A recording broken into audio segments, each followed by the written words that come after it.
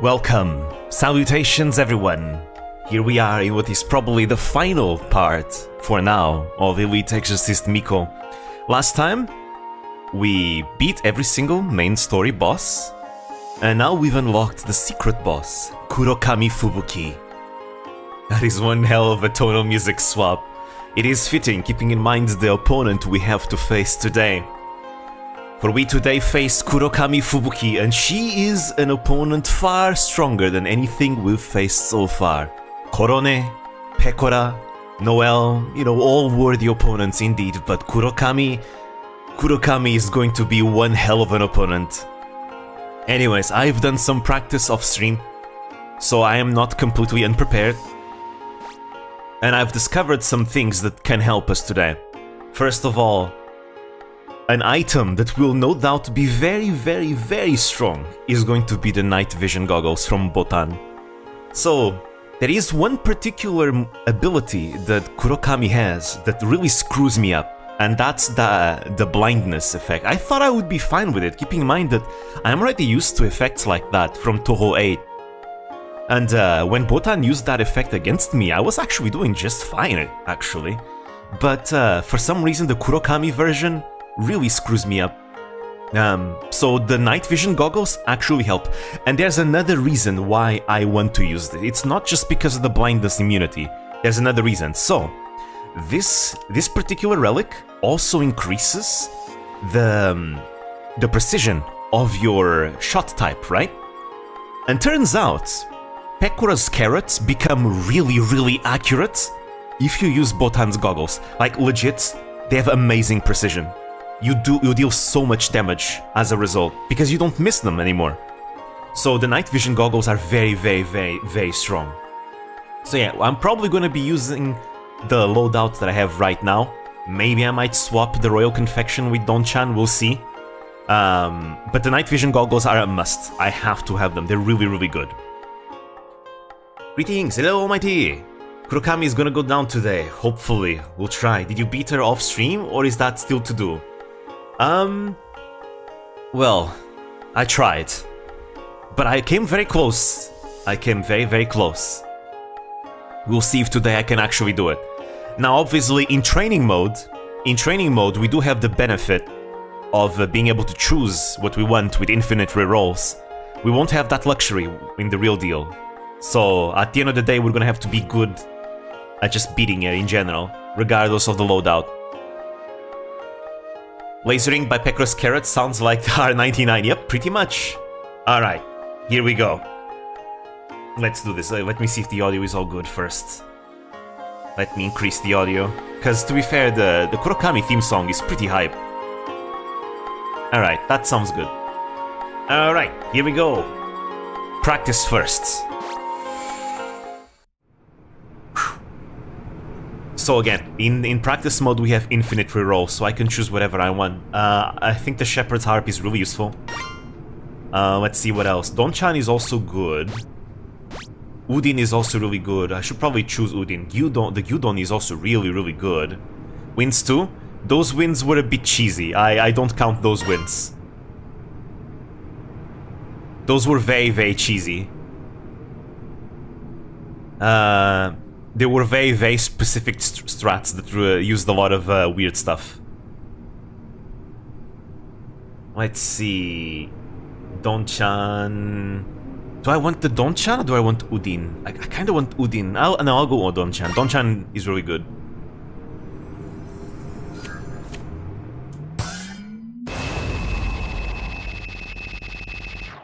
Alright. Here we go.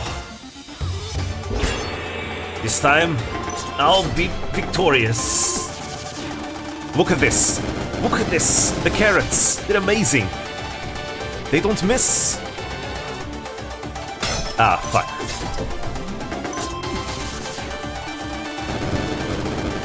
Amazing.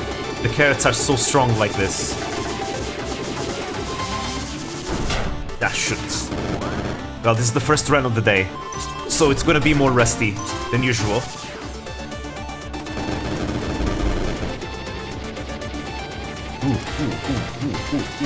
Dodge, dodge, dodge.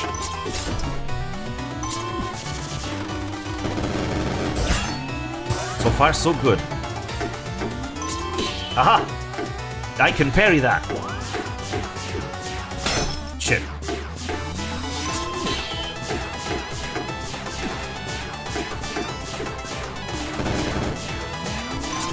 Ah, shoot. I missed the parry there.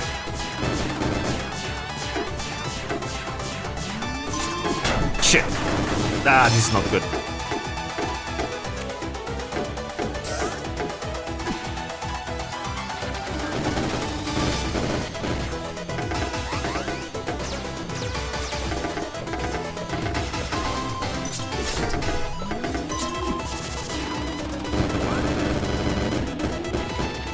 Alright.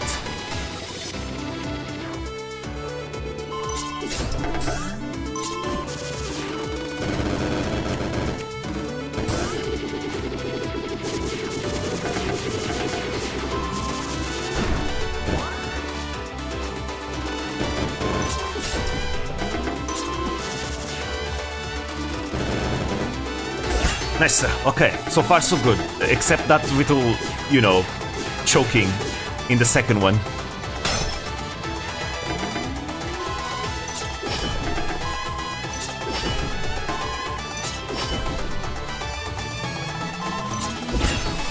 There we go. Nice.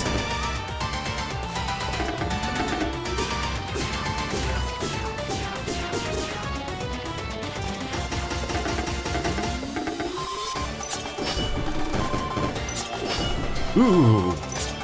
Nice, nice.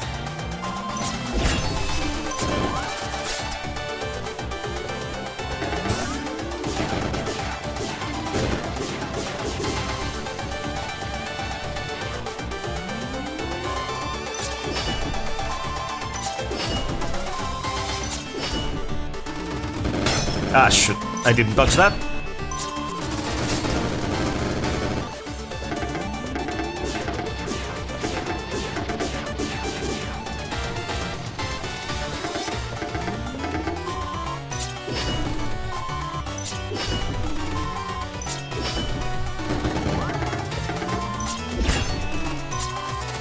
Nice! There we go. Melee, melee, melee!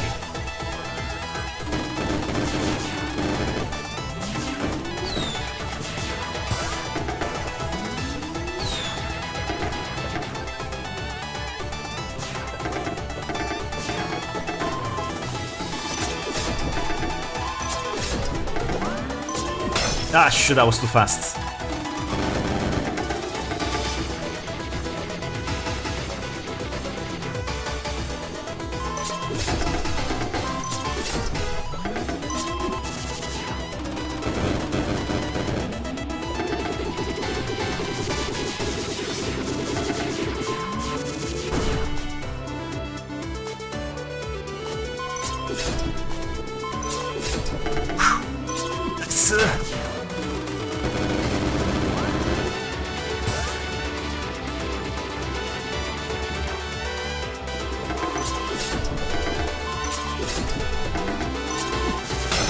Ah, my shield!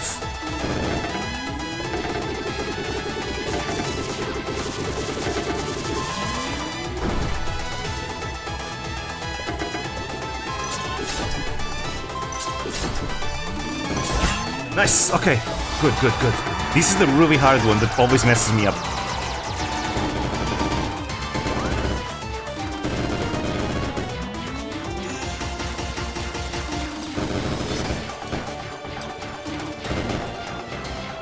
So without the invisibility, my projectiles can actually home in on the enemy in here, because if you're blind, your projectiles will not home.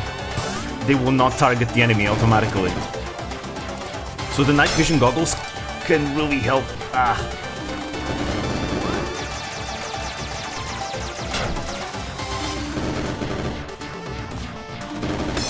Nice.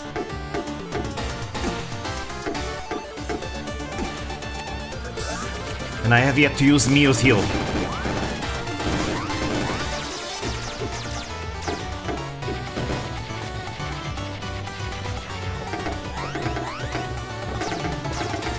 There we go.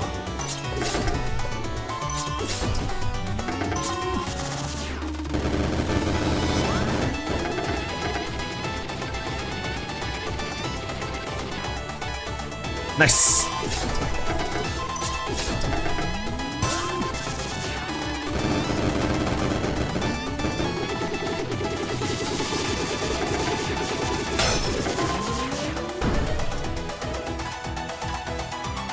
Yeah. Shit, don't choke now. Don't choke now. Alright, here we go. Last one.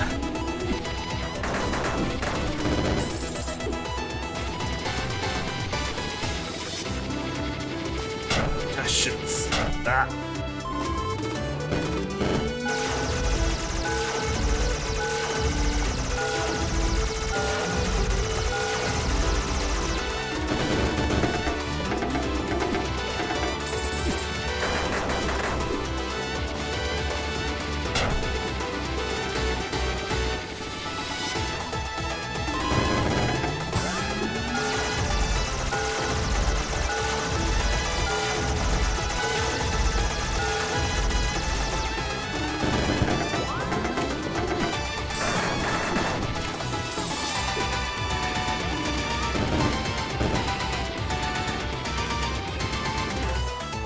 Nice.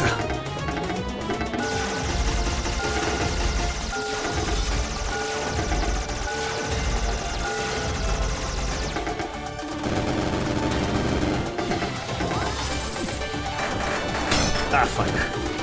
Yes, there we go. Woo. Wow, I did it on my first try? Damn. I didn't even play yet today. I can see you practiced a lot. I did. Damn, this was my best run ever. What the hell? Well, I guess sleep really does help. Okay, guys, it was the shortest stream in this channel. See you next stream. Yeah, well played. Talk about an endurance stream. Wait, this was not the real deal though. This was just the practice run. We got the best loadout possible. Still though, all right, let's actually try the real deal now. Okay, maybe this won't be as long of a stream as I thought, huh? I guess the practice paid off. Alright, yeah, but see, now I don't have any rerolls. Ah, wait, I do? Wait, rerolls are free? Never mind, I'm full of shit. I guess the rerolls are free, after all. Huh. I don't even need Udin. Alright, I'll get Don-chan. Well then. Maybe this will be a very short stream after all.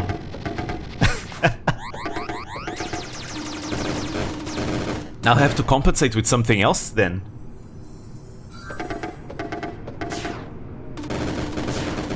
Actually, the enemies at the beginning here even help, because they give me back heat by defeating them. It's free heat.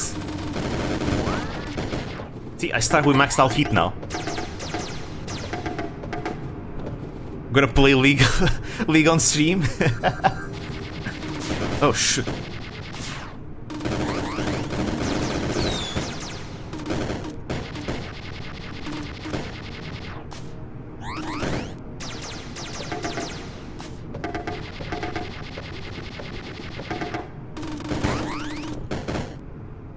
Alright. I'm gonna read the dialogue, just, you know, may as well. You know, even though we've already read it last time. Fubu-san's spear led me to this place, but what the hell's going on here? Nobody but ferocious monsters around, and this heavy air, permeated with malice. It feels like I'm suffocating. But that must mean I'm on the right track.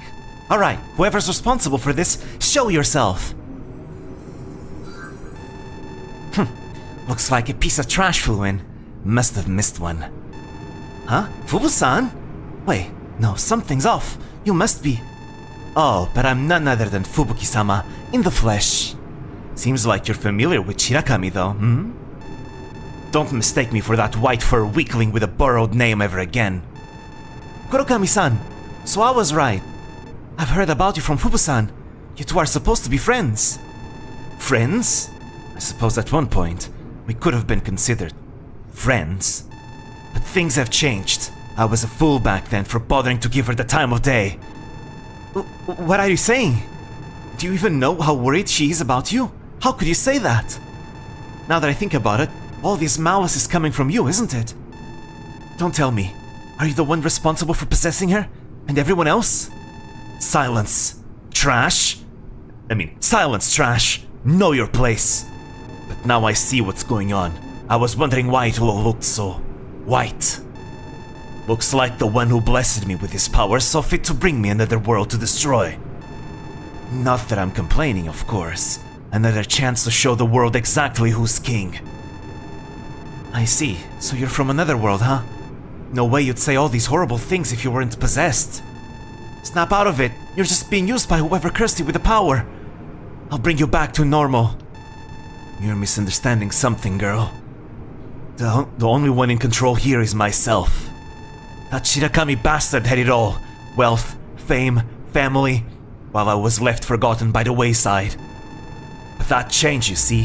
When I received this blessing, I had no need for Shirakami's false sympathy. No more playing second fiddle to a sentimental fool who couldn't make use of the gifts she had. I proved my place at the top with my own hands. Your own hands? No way. What did you do? Wouldn't you like to know? Shut up. Enough of that from you. I may not have known your world's Fubusan personally, but I'm sure that she treasured you as a true friend. How could you not see that? Looks like I'll have to beat that lesson into your head on her behalf. Prepare yourself. Nothing matters in this world more than power, and I'll give you the perfect demonstration. All that useless rubbish about friendship and bonds, I'll burn it all blacker than coal. And once I'm done with you, your world Shirakami will be next. Alright, here we go then. Ho ho ho. Here we go, the final battle.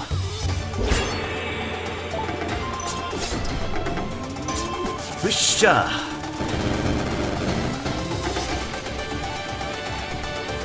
Alright, this one is just fine. Push up behind her. And I'll just circle around her, dodge everything. Nice. First phase is easy. Has less bullets around. There we go. Second phase, going to melee mode. Parry.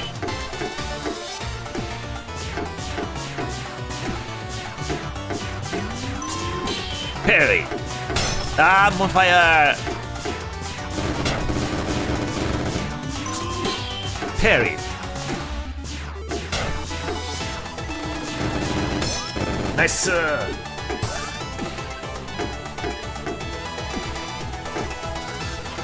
Ah, shoot.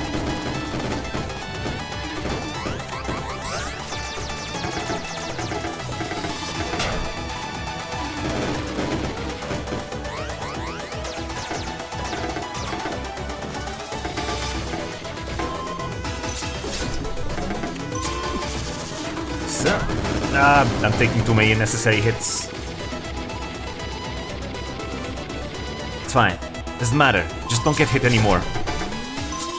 The key to victory is to never get hit.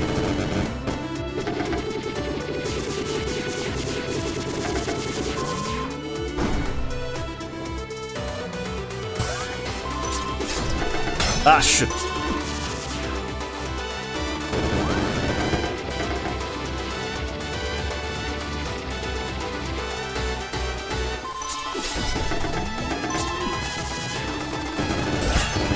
Nice, nice.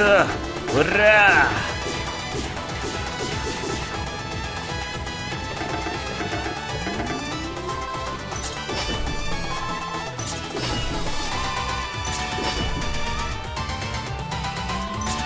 And now to the other side. Barrage!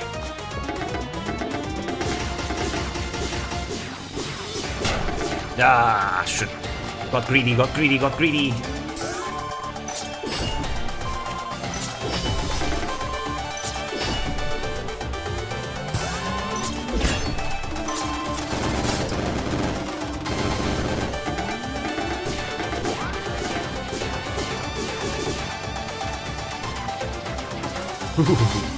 I panicked over there.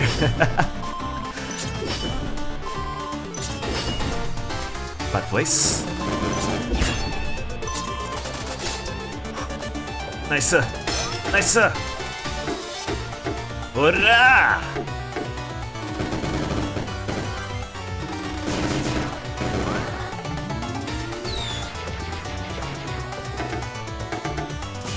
Ah, shoot. My shield. Nah, bad place, bad place.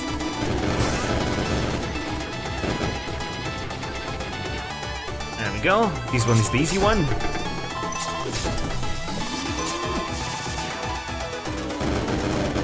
Behind it is safe over there. Oh, shit.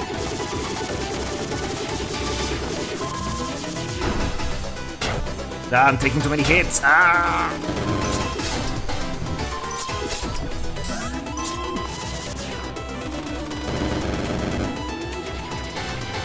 Alright.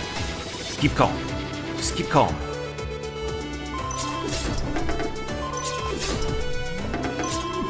Ah!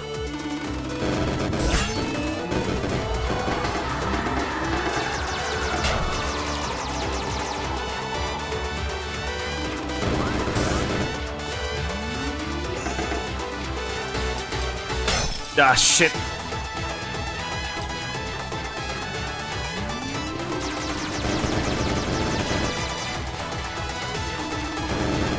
It's fine. Just get carrots, man.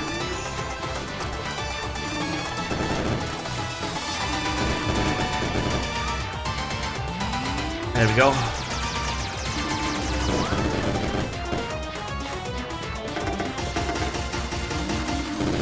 Nice. Nice.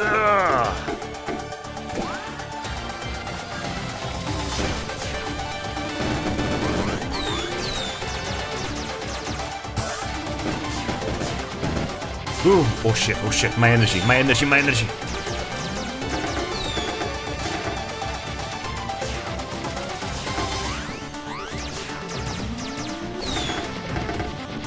Ah, shit.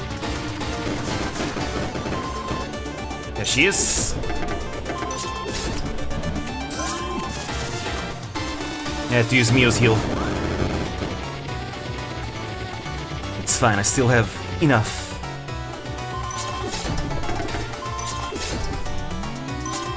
Ah, shit. Always goes faster than I expect.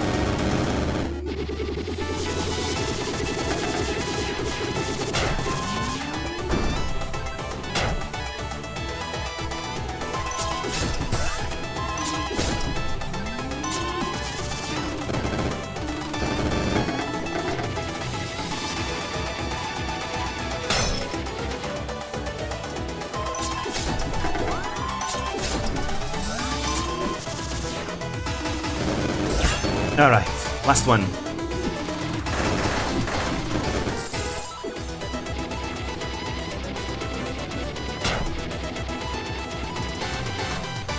Ah, not good, not good, not good.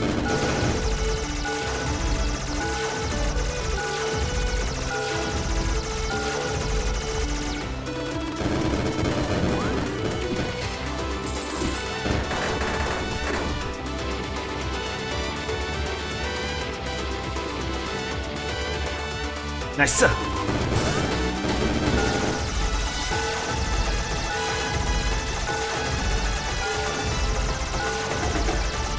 Nice.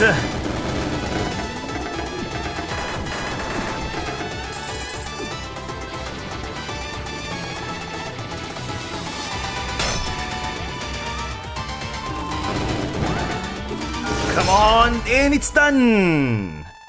No. Damn it! I can't lose here! How could I let a simple human get the best of me? My power, it's fading away. No, don't leave me! Stop! Well, I guess it wasn't much of an endurance stream after all. Is it over? Can you hear me? Kurokami? No, Fubu-san! You were strong, very strong. What's the use of all that power if you have no one to wield it for? You're right. There's no one left. I remember it all. The things that mattered the most to me. I threw it all away. And for what? It wasn't your fault. The evil spirits who gave you that power, they're the ones to blame. The demons told you to. Come with me, Fubu-san. If you don't have a home to return to, we have a place for you here. I know it won't be the same, but if it'll help you get any closure, you can apologize to the Shirakami that's still here, okay? How could I face Shirakami again after what I've done? I don't need nor deserve your pity. The only way I can atone is to disappear. Fubu-san, please listen to me. Just get away from me. How could you understand? You who still has people important... You who still have people important to you, to cherish. You who didn't tear apart the bonds with your friends like this absolute fool in front of you. Things can never go back to how they used to be. For your sake, I hope you'll never make the same mistakes I did. Just pretend you never saw me. I was never supposed to be in this world in the first place. Sorry, Miko-san, and goodbye. Well then. Has also works in this instance, it just feels grandiose. Alright. Very well. Fubu-san. Oh, there we go. Clear Winter Wasteland, there you go, that's the achievement. I beat it. I beat it faster than I expected. Miko-san, there's something I gotta tell you. Kuro-chan's here. She's not too interested in socializing, so she's hiding in the shrine right now. But the good news is you don't have to look for her anymore. Eh? Wait, I just saw her leave after we fought. How'd she get here so fast without the gate? And she said... Fought? But Kuro-chan didn't say anything about fighting you, unlike the others you rescued. This is the Kurokami of this world. All she talked about was how much of a hassle it was getting here while avoiding evil spirits. I suppose she wasn't too keen on getting possessed again after a little spat. Huh, is that right? I guess this would be our own Kurokami, then. Seems like the other one really isn't coming back. Fubu-san, take good care of her, okay? No, you don't need to tell me twice. We're kindred spirits after all. Kuro-chan means the world to me. You seem more pensive than usual. Miko-san, did something happen? No, it's nothing. I'm just glad you're both alright. You're pretty adorable when you're emotional, you know, Mikochi? Shut it! I'll be going now. I've got work to do. But no, we don't, Miko-chan. We finished the content in the early access. All the content in the early access is done. We finished it. And I definitely need to add Kurokami to Nobunaga's ambition. I haven't added her yet. But yeah, that's every single boss.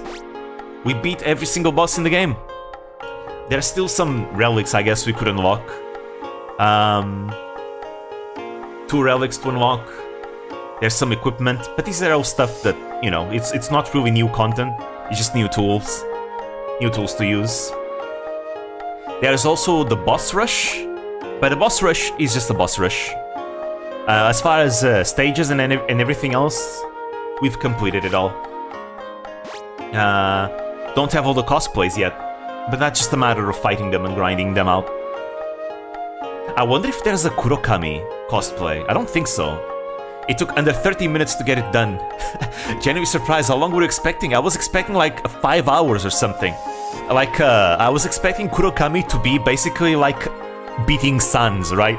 Where it takes hours. Like my first time beating Sans or the Nameless King in Dark Souls 3. Something like that. Stuff that takes like up to 7 hours to beat. But it ended up being pretty fast. I did it on my first try today. And then I did it again without losing. So yeah, I guess we're done. I mean, we can do like a boss rush. Took you 7 hours to beat the Nameless King. Yeah, my first time years ago. Not on stream. On stream, I beat it on my like second try or something. Pull the gosh darn Bibu. Yeah, let's try a boss rush. Why not? Let's do like a celebratory boss rush. We don't have to actually beat the boss rush. We'll just do it for celebration. Also to give me time to think what we're gonna do for the rest of the stream.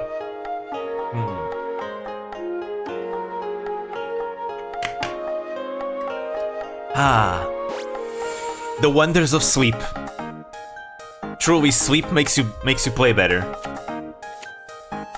And I'm not even properly warmed up. Alrighty. Refuse to suggest anything because you know precisely what would come from me. Only Nisani scenario is gonna be next stream. So that'll be the next. Alrighty. Ouch. Right, don't forget. I just came from Kurokami, but watch me get destroyed by easier bosses.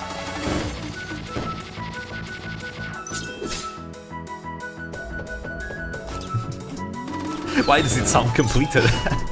It surprises even me.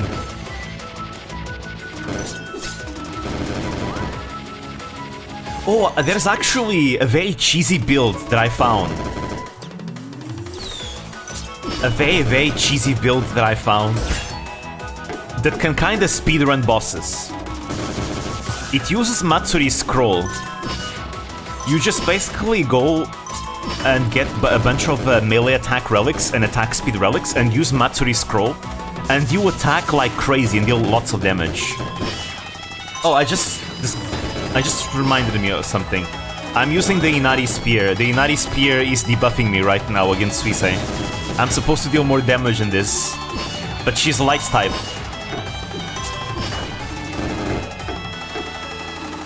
I guess it'll be an added challenge. Like this. But yeah, the night vision goggles together with Pekura's carrots is really strong. Having like amazing precision is insane because the DPS of Pekura's carrots are amazing if you can actually hit everything. Ouch! Well, there goes my both my shields.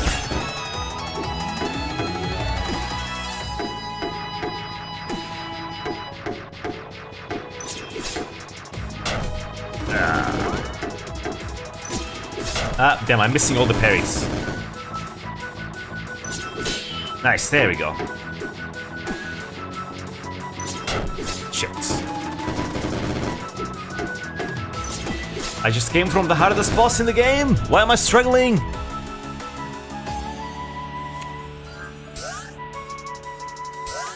Nah, well, it's fine. Double core. She is not light nor dark. Ooh, speaking about lights, seems like Suisei had a very successful Budokan concert. Very successful. It's pretty nice to see how far she's come. You know, from her early beginnings as an indie to being the superstar that she is right now. It's absolutely amazing. There's a video I want to make, actually, related to Suisei in a way. Not completely about Suisei, but related to Suisei. It's focusing on her friends, the indie friends that she's had that have supported her so far and continue to support her today. Talking about Koanaran and Shinotsuki Lupi. They were friends of Suisei back then when she was still indie, and they're still friends with her today. They collab every once in a while. And they actually help Suisei with some stuff here and there.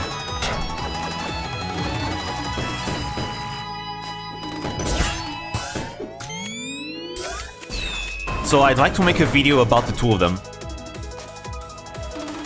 Not a beginner's guide, just a video talking about the two of them and their relationship with Suisei. I think it would be fun.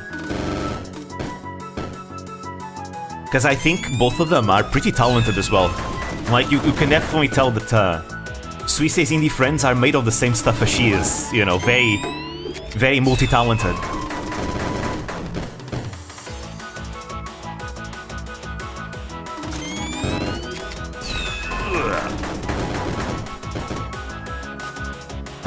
I think I've talked about it a lot in the Discord server, but for example, Suisei's microphone, that very iconic microphone that she uses in her 3D streams, that microphone was made by her friends. They designed it and modeled it themselves to give it to her. The first time Suisei actually used it on stream, it was a very emotional moment for them.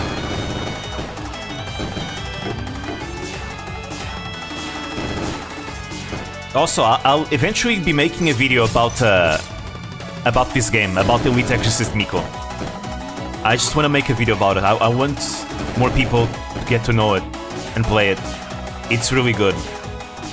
Maybe I can even compare like some of the special moves the Holo members have and compare them to like Toho, because there's clearly a lot of Toho inspiration in this game. Like there's so many iconic moves from Toho being represented here. It's really cool. I have a friend that also likes Toho, and I showed him this game, and he's also interested in playing it himself and buying it.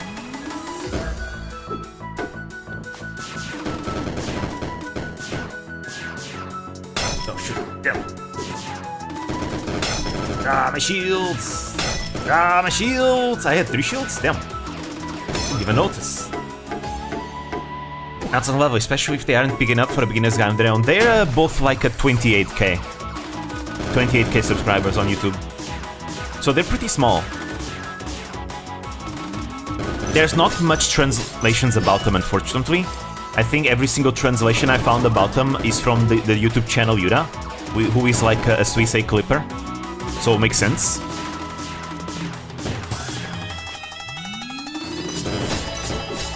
Could you make a game in the genre and generally avoid Toho? There are bullet hells that are very different from Toho. They tend to be different types of bullet hells though. Like those spaceship bullet hells you sometimes find around.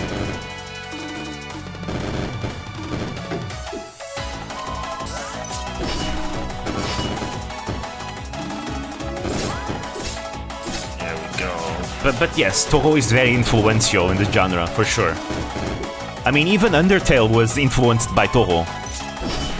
Even Toby Fox was inspired by Toho in many of the things he's done in the game.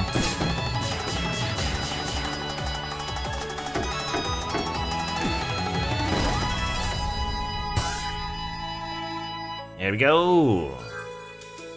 Victory! Alright. Next. The forest stage. It's Fauna's theme, but first we fight Watame. Watame Beam! Inspired by very famous YouTuber Shigurewi. So she's not light type nor dark type, I see. Freeform bullet hell, subgenre, even more the character-oriented variants. Yeah. There we go. Do you ever get around to listening to Mio's song Howling? Shit, I forgot. I actually forgot. I got so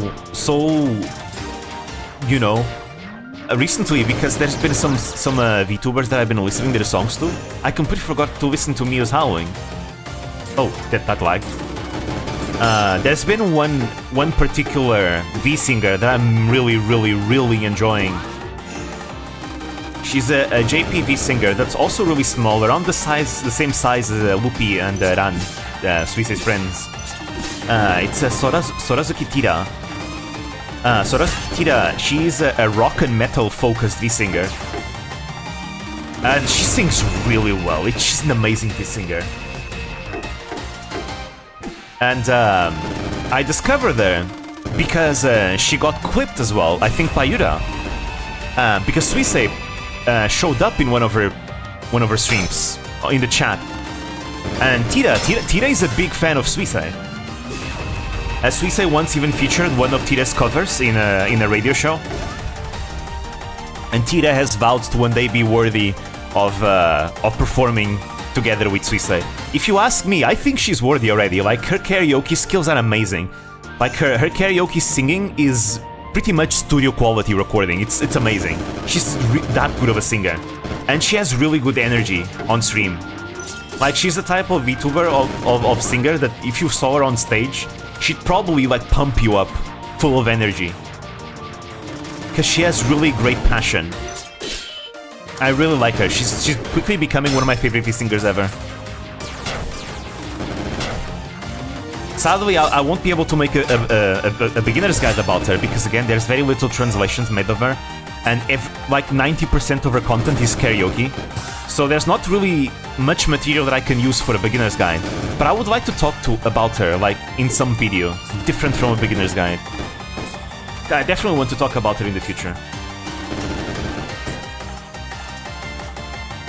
Also, another VTuber that sings really, really well, Shigami Leona from React. I already knew about Shigami Leona, but I mostly knew about her from like her competitive history in like VTuber tournaments, right? But recently I found out that she actually does a lot of music, like a lot of music, and she's such a great singer as well. Also, speaking about V-singers, Shinotsuki Lupi, one of Swiss's friends, she's also a V-singer. She's also pretty good.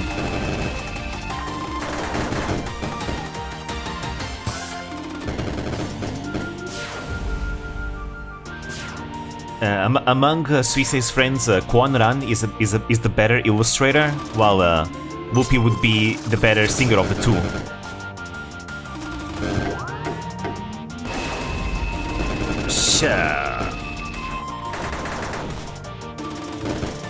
Lupi also does a lot of like mixing, video editing, modeling, but Ran can also do, modeling.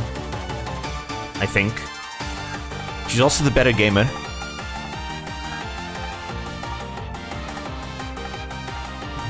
The mostly karaoke is also true about Cassie. Actually, in a way, it makes them more... they're easier to approach from the perspective of an EN fan, right? Because you don't really need to worry much about the language barrier when a VTuber does mostly karaoke, because you don't really need to understand the song to enjoy it. Makes sense that Suisei is friends with singers and singer-adjacent people, yep. And Suisei, she's very supportive of, like, indies and smaller VTubers that show great promise. Sorazuki Tira is just one example, but she's done the same thing with other VTubers as well. Another good example would be Hana no Kimaru.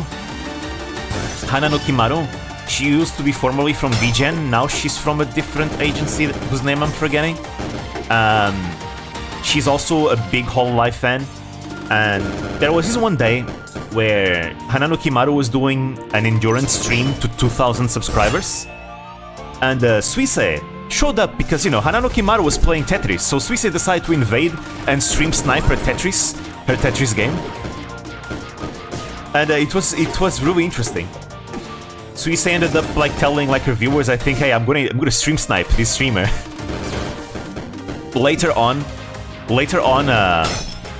VGen's CEO, I mean, not really CEO, because VGen wasn't really like a proper agency, it was more like a loose group of people that helped each other. But one of the Asano sisters, who owns the group basically, decided to arrange like for Suisei to literally come as a surprise guest in one of Hanano Kimaru's streams. It was really nice to see. It was really, really nice to see. Hanano Kimaru was fangirling really hard, which is understandable. I mean, I'd fanboy really hard too, if Suisei just randomly invaded my stream. I think every single Hoshiomi would feel the same.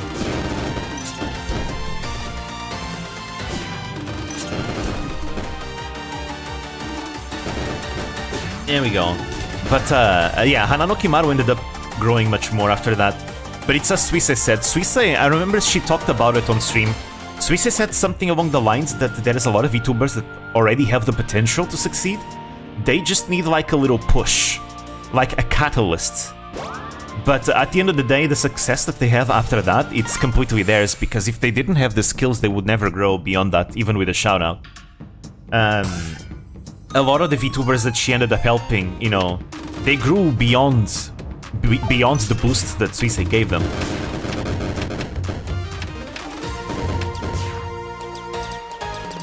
But it's really nice to see him. Oh, Matsuri is light type, okay. Ouch. With Suisei's background, how could she not be supportive of indies? Exactly. She knows what it feels like. It used to be a struggle for Suisei. There was a time where Suisei even considered giving up. Which is crazy to think, keeping in mind where she is right now.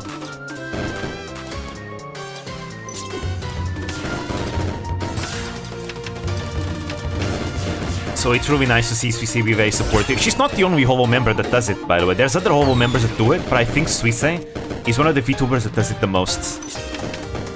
I know Matsuri has done it as well in the past. Matsuri, I think Fubuki sometimes does it as well. You see VTubers here and there. I mean, there's the example of Indonesia Generation 1. Yofi, Irisu, and Muna, who were very helpful of Liliana Vampire when she debuted. Even though Liliana Vampire is from a different agency, you know, the three of them helped her, and she's considered like an unofficial Holo ID member, in a way.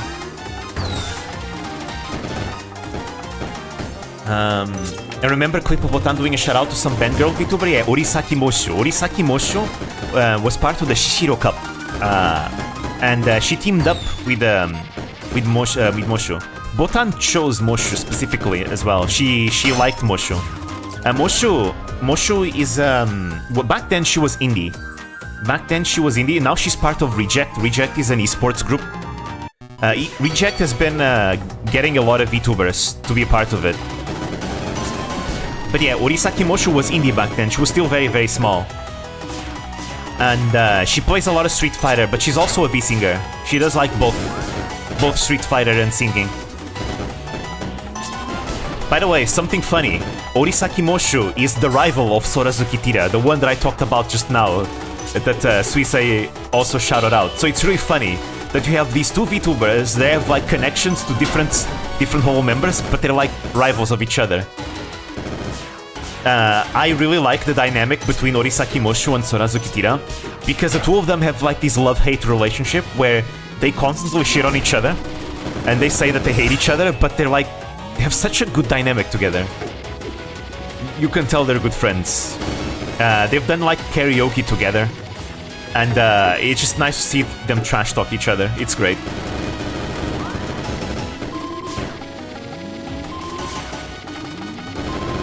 Here we go.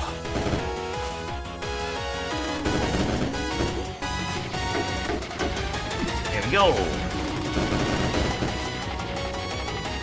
But yeah, it's really cool. I like it when Holo members that like go beyond Hololive to help VTubers that they like. It's really nice. I like that a lot.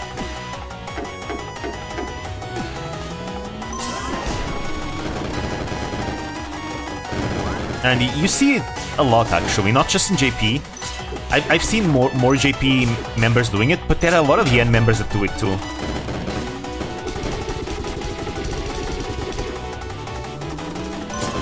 I think Holostars, for example, they've done something like that in the past.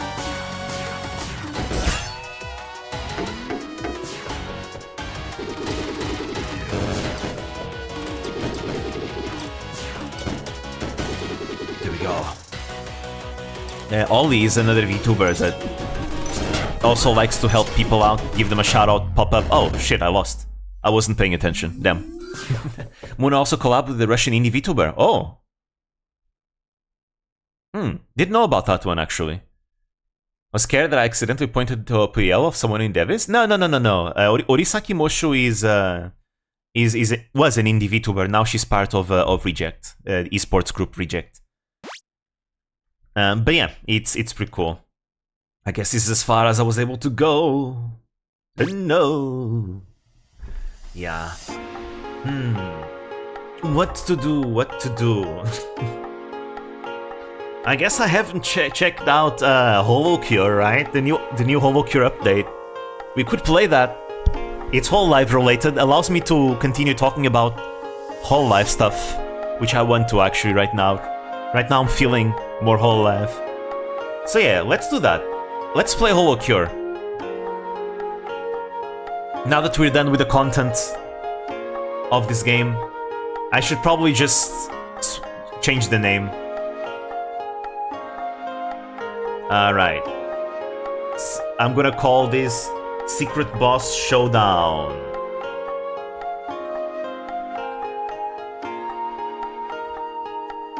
There we go. Elite Exorcist Miko. Holocure. Holocure. There we go. Secret Boss Showdown.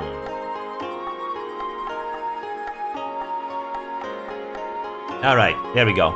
Let's change it. Time to put up Holocure. Let's go.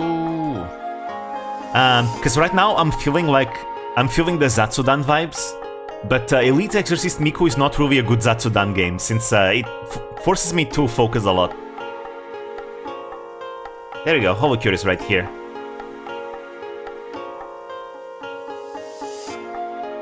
Let's go Holocure, yay! Mori is extremely supportive of just about everyone. Yeah, Cal is another very supportive VTuber. Also, damn, this is really big. Nice. Now let me change the window to that one. Holocure. Let's see, can we see? Can we see? Can we see? Yes, we can! Yeah, I've unlocked all the characters because I had enough currency, but I didn't really play much. I played only one match with Pekora, I think. I don't remember. Alright. There we go. I know, but some of those indie shoutouts could potentially end up as a recruit. True, that's true. That's true. There's actually one VTuber that I have my eyes on. One indie VTuber who announced her graduation kinda recently, who I have my eyes on. I think she's really talented. She's a big Hololive fan, by the way. Really big Hololive fan. It would not surprise me if we heard her voice in the future in a future Hololive wave. Her name is Hiyori Lara. I think Fubuki even gave a shout out to Hiyori Lara once. But yeah, Hiyori Lara, she's indie. She loves Hololive. She's a super big Hololive fan. And she announced her graduation recently. And again, I have a feeling we're probably going to hear of her in the future. Again, there's no confirmation. It's just speculation. But I have a feeling we're gonna hear her in the future. Just call it a hunch. Just a feeling. I hope so. Hiyori Lara, she's great. I like her. Great personality. Good talent as well. Alright, let's play the new characters. Starting with my Kamiyoshi. Usada Pekora. Pekora Peko. Yeah, I got all the outfits. Now, how do you play this game again? I should probably play with mouse and keyboard, not controller. It's easier that way. Where is it? New stage, Fantasy Island. Support items? What's that? I have no idea. Yeah, how do you play this game again? It's been a while. It's been such a long while. Oh, right, there's a tree there. Run around and kill things without getting killed. Very basic, alright. Oh shit, for a moment I tried to dodge, I forgot. This game does not have a dodge button like Elite Exorcist Miko.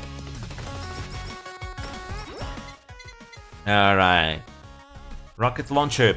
Level 2. Indies would probably tend to call death instead of graduating, unless there's new opportunities a lot. And indies are more likely to return if they eventually leave their company. Again, we have the example of Minto. Minto and Dokibird, they're good examples. And not just them. I think Sunny was the same thing, Mogul as well. Obviously Kayson. Although Kayson was active even before she left. Let's see. Gambler. Every 15 seconds roll a slot. If successful, scatter holo coins.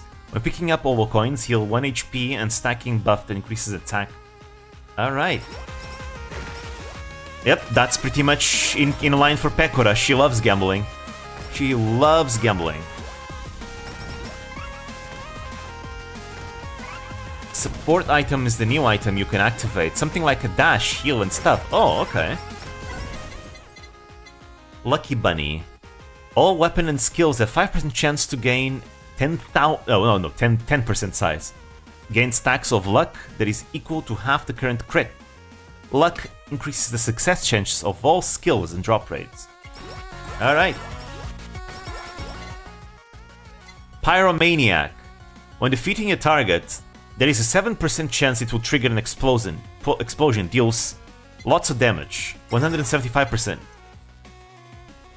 Ooh, wait, I like the blacksmith gear. Damn, so much stuff. Alright, let's try out this. I win! Look at that! How lucky. I'm gonna max out the weapon first. I tend to enjoy doing that first. There are onions around. Is that an Aqua reference?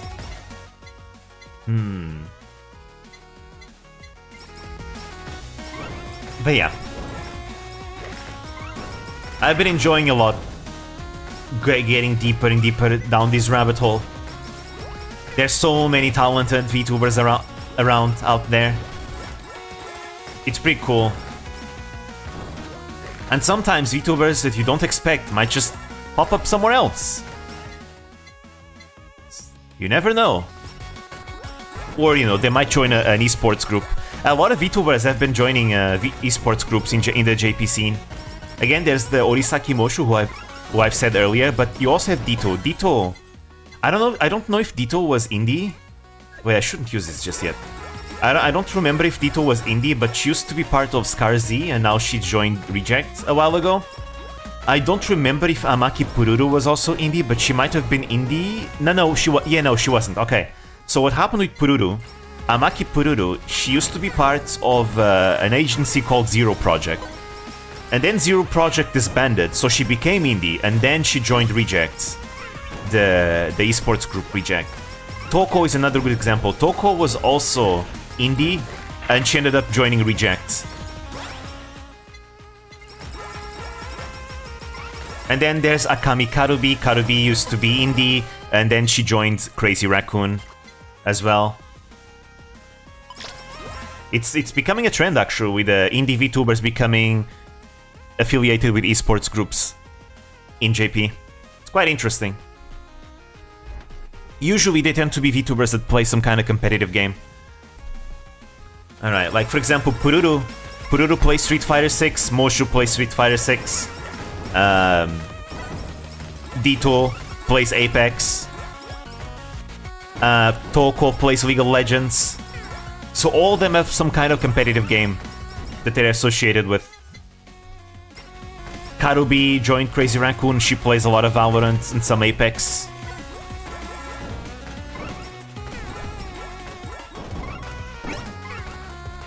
K-Swan is still two personas. Well, she doesn't really differentiate from her real person and her VTuber character. There are some VTubers that make that difference. For example, Tsukudani Norio. Tsukudani Norio, the CEO of Noripro, she's also better known as Inuyama Tamaki, but she differentiates the two, right? Even though she shares the same channel with the character, she maintains the character by claiming that Tamaki is not her. He's not her. She just voices the character, but the character is not her. Something like that. And there's also another VTuber that I forgot, Watagashi Uno? I think that's her name. I'm more used to her former name, her former VTuber name, when she was part of Nijisanji. But Watagashi Uno, she is also a VTuber who, you know, shows herself. But she also makes a differentiation between her real self and her VTuber self. You know, her real self is known as Misumi. Her VTuber self is Watagashi Uno. So she keeps the character, basically. It's interesting. Some VTubers prefer doing it that way. So in a way, it still keeps that VTuber culture of the kayfabe alive, because they still play the character whenever they are in their VTuber forms by making a difference. There is also a chance to drop items from Holo House. Also, fan letters can be dropped. They are really rare. Okay. I forgot what the collabs were. I don't remember the different names they have, but Flash Animated has different names. Really? For Kason? I don't remember that. Maybe I missed it? Go.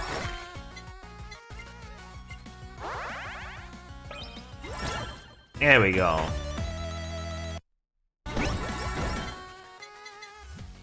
They share the surname, but different given names? Really? I need to look that up. I don't remember that. Let's see. I want to remove this and get the hastes.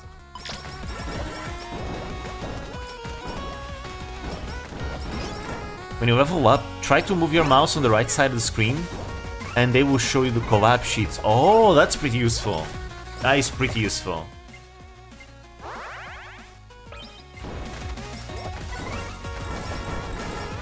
So many anvils! So many anvils! I should probably be getting more collabs.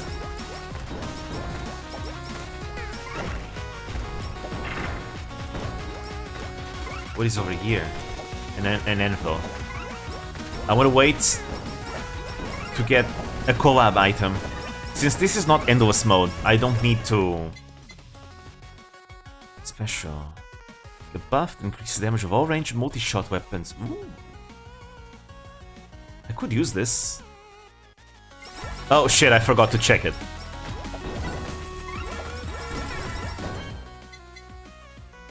This is good.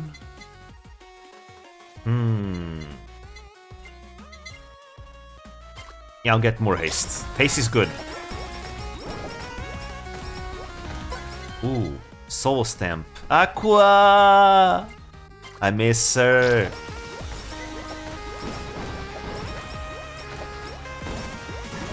She's doing radio now. Enjoying a chill paced career.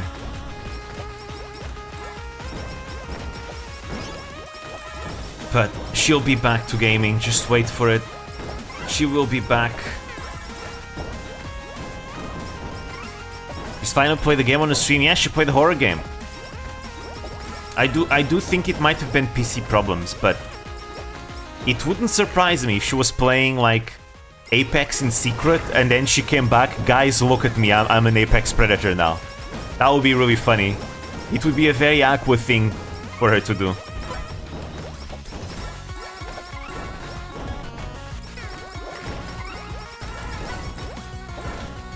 Kumicho Socho. Oh, but that's not really a name. That's a title. Kumicho is the name of the head of a yakuza gang, while Socho is basically the leader of like a delinquent gang. So that's not really her name. That's like a title. She went from yakuza gang leader to like delinquent gang leader.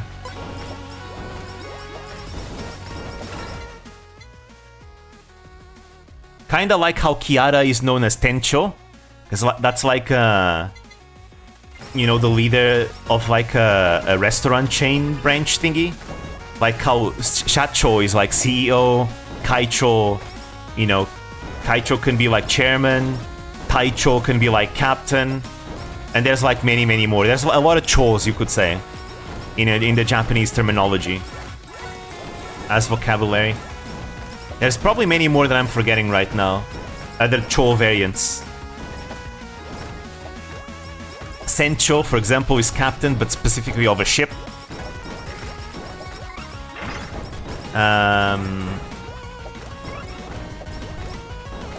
Bancho is another like specific type of like delinquent group gang leader.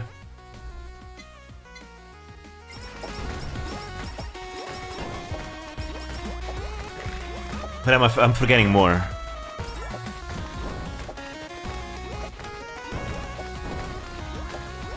I'm forgetting more, but there's like a million more. Like there's a lot of titles like that.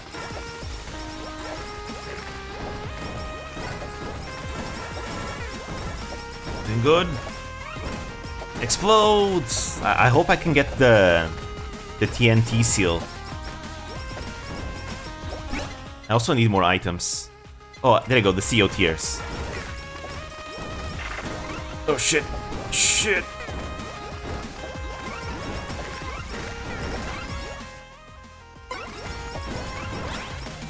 Nice. Oh, super item.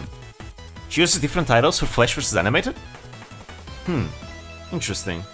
Super study glasses. This would be great in infinite mode. Still though, pretty good.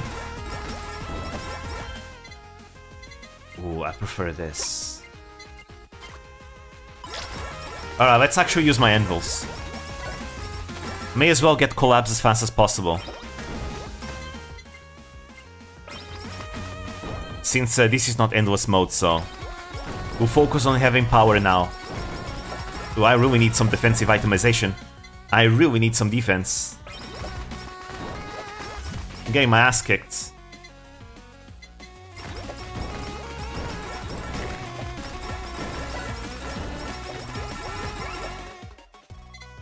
Sake. Yeah, let me reroll. Any defensive items? No.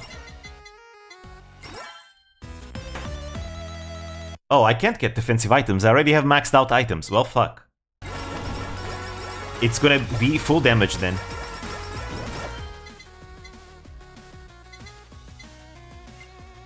Oh wait, no, shouldn't do that. Shouldn't do that.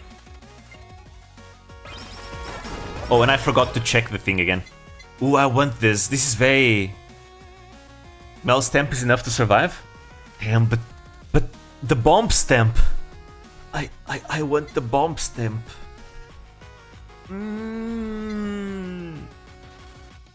More explosions.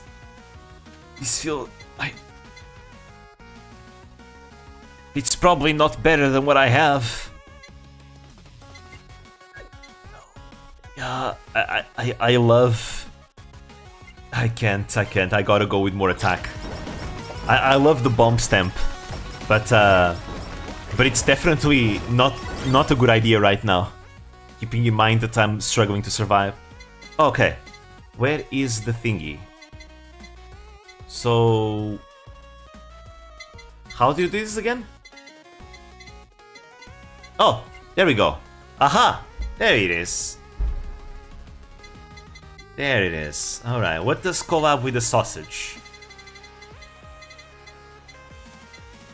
The sausage collabs with the plug type Asakoko and the BL book. That's all? I've never used the electric sausage. I want the plug type Asakoko. Yeah, let's get the plug type. We don't have it here. Yet. There we go! Broken dreams! They're just as broken as they sound. But in a good way. Oh no, oh no, oh no. I'm gonna die. There you go, max out the sake so it goes off rotation. The Ichimi, they do a lot of damage with their guns. I want that.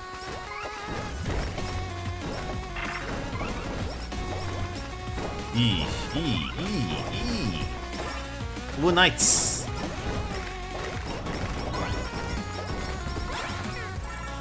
Oh, what the hell? I got annihilated. That sausage is really great. What am I go for in my in builds? Alright. That was a disaster. Let's go with Marin now. Pekora seems a lot of fun though. I think you might be able to farm coins with her. Alright, Hosho Marin, ahoy! Alright, so she has less attack than Pekora, same HP. She's slower, but she has more crit. I got destroyed by Luna, yeah. Swing, okay. Miracle Central Cannon. Explode into hearts. Ooh, I love her gothic Lolita outfit, but I'll go with the regular one for now. Go! Ahoy! ホロライブ参戦、宝生海賊団船長の宝生マリンです。Very iconic. Yeah. Alright. Ooh, the nurse's horn is always good. I'll go immediately for the nurse's horn. Actually, I could have held onto it. There's now a hold mechanic. Lust. Gain a lust gauge. The gauge increases slowly near enemies or when hit.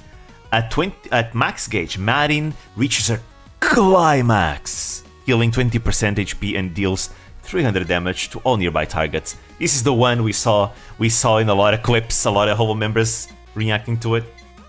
I'm gonna hold on to the limiter because I really like the limiter. Let's get Lust.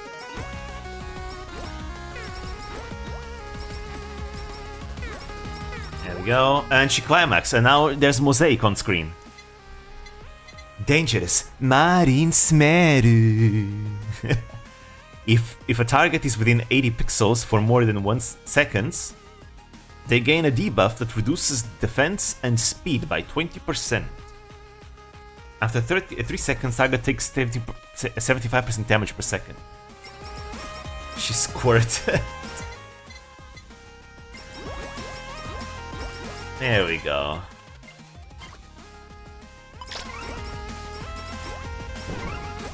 Damn. Suicidal Nosagis. Don't do that, Nosagi-kun. Living is good. Ooh, steady glasses early on is cool. Yes! Yes! Yes! Yes! COT years.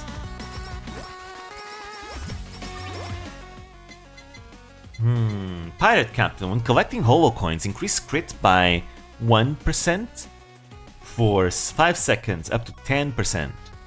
Targets hit by skills has a 10% chance to drop additional holo coins. More farming characters. Let's go!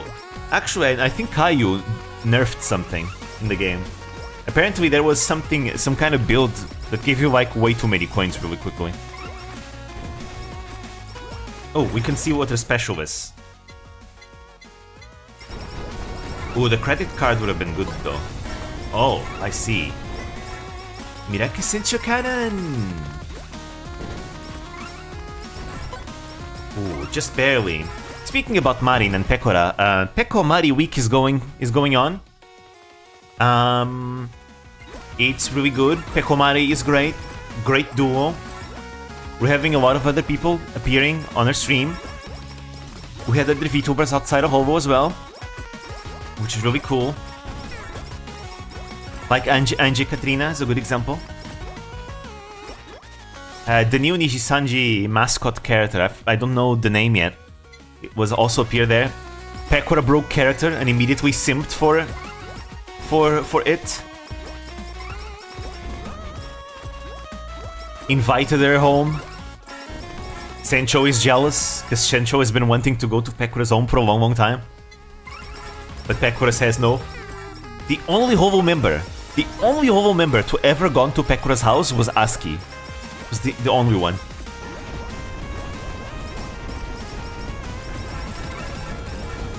Nice.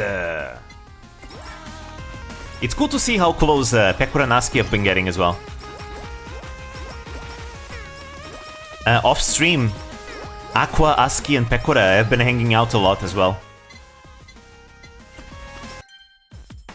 Hey.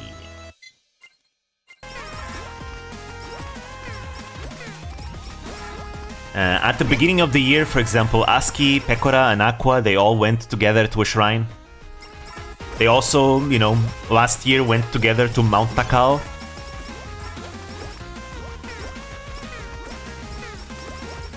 There we go. No, I want to save it.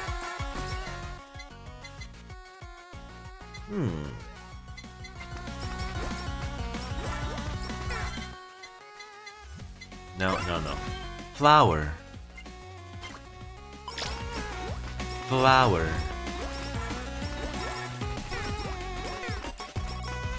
I like the Cuphead stream. Yeah, finally, we're going to have a Peko Mama and Marin collab. That we've been waiting that for so long. Finally, it's going to happen. We don't know when it's going to happen, but it will happen. I can't wait.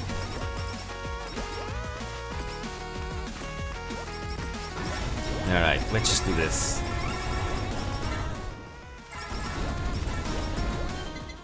Hey. And it was all because Pekora lost her I can't speak. Her Cuphead competition against Marine. Wait. Let's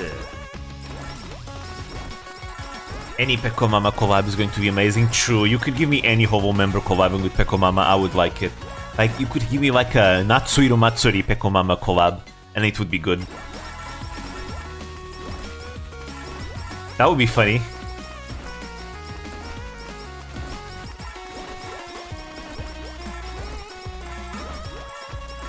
Let's see.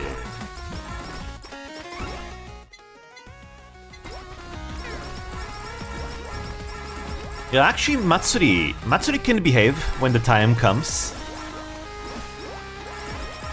She's been getting more and more responsible over the years, more mature. So she usually regulates herself based on whose company she's with.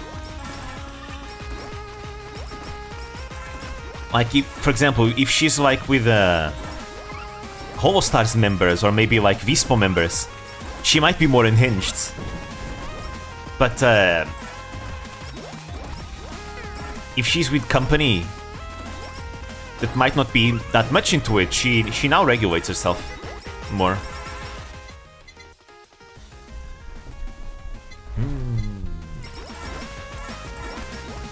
April Fool's debut still has the whole live debut view record, right? I think it's not just the whole live view record. I think it might be like the world record of like a VTuber debut. I think it's still hers, yes.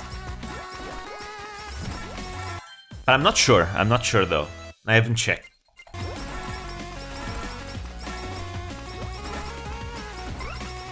And another pink one took that. Oh. Pink one. Oh.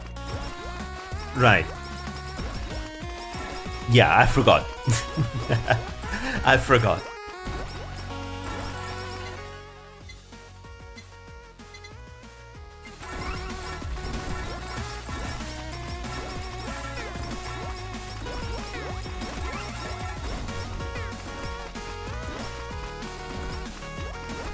All right. So the Kassen tournament is going on. Oh, wait. Also, we will be interested in streaming Cuphead in the future. I'm not sure. Maybe one day, but I can't really say when. I'd be willing to try it out. Personally, Cuphead doesn't sound that interesting to me, but I'd be willing to try it out maybe one day. Not anytime soon, though. We have far too many things I want to play.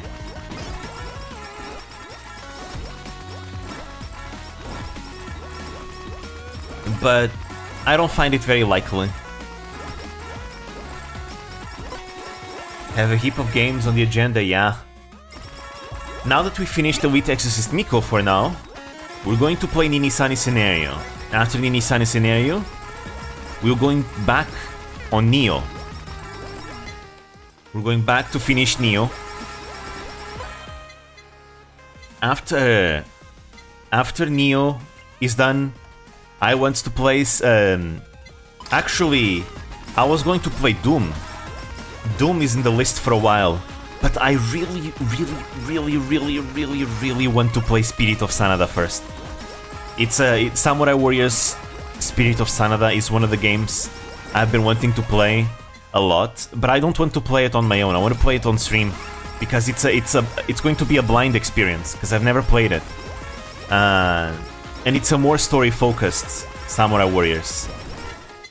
I've been wanting to play it for so long, I think I'm gonna play Spirit of Sanada before Doom. Just so I can finally scratch that itch. And then I'll play Doom after Spirit of Sanada.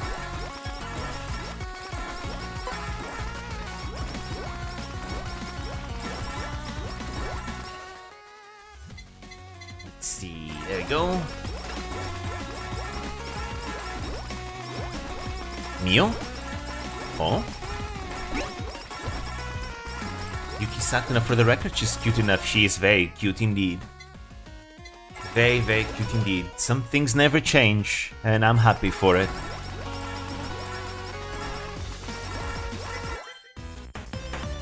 Forgive me for not knowing a lot about Eastern games. I didn't play a lot of them in my childhood.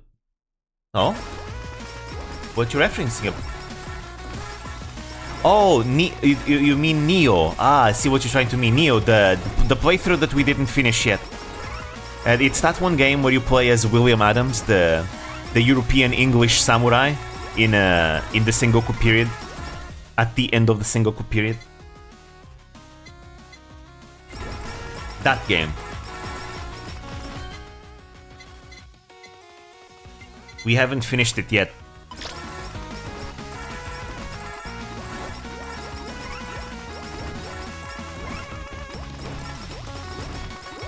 I think there is some criticism I have about Neo, the game. I think it's a bit annoying how much loot you get. A lot of the loot is kinda useless, and I don't understand what most stats do in the first place. Your inventory ends up being filled and filled and filled with items, and I don't like that. I don't like all that inventory inventory management. It makes it a little bit tedious to manage all that inventory, because most of it is like trash anyways. It's probably the thing I dislike about Neo the most is the inventory management and how much equipment you loot and how much of it is trash anyways. That's probably the thing I like the least. English European Samurai sounds like the wildest multi-class in tabletop RPG. I know, right? But it did happen. It did happen.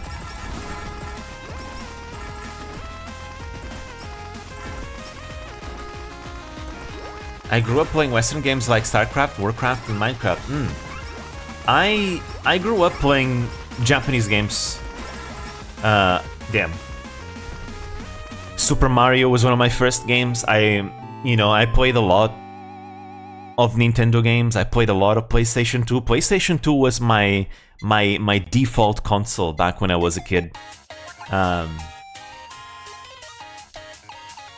I played some Western games, quite a few as well. But I definitely played more Japanese games, just overall. It's a smoothness. I don't like how smooth it is. Because of this, I always thought I play on slow mode, and it really bugs me off. It definitely feels different.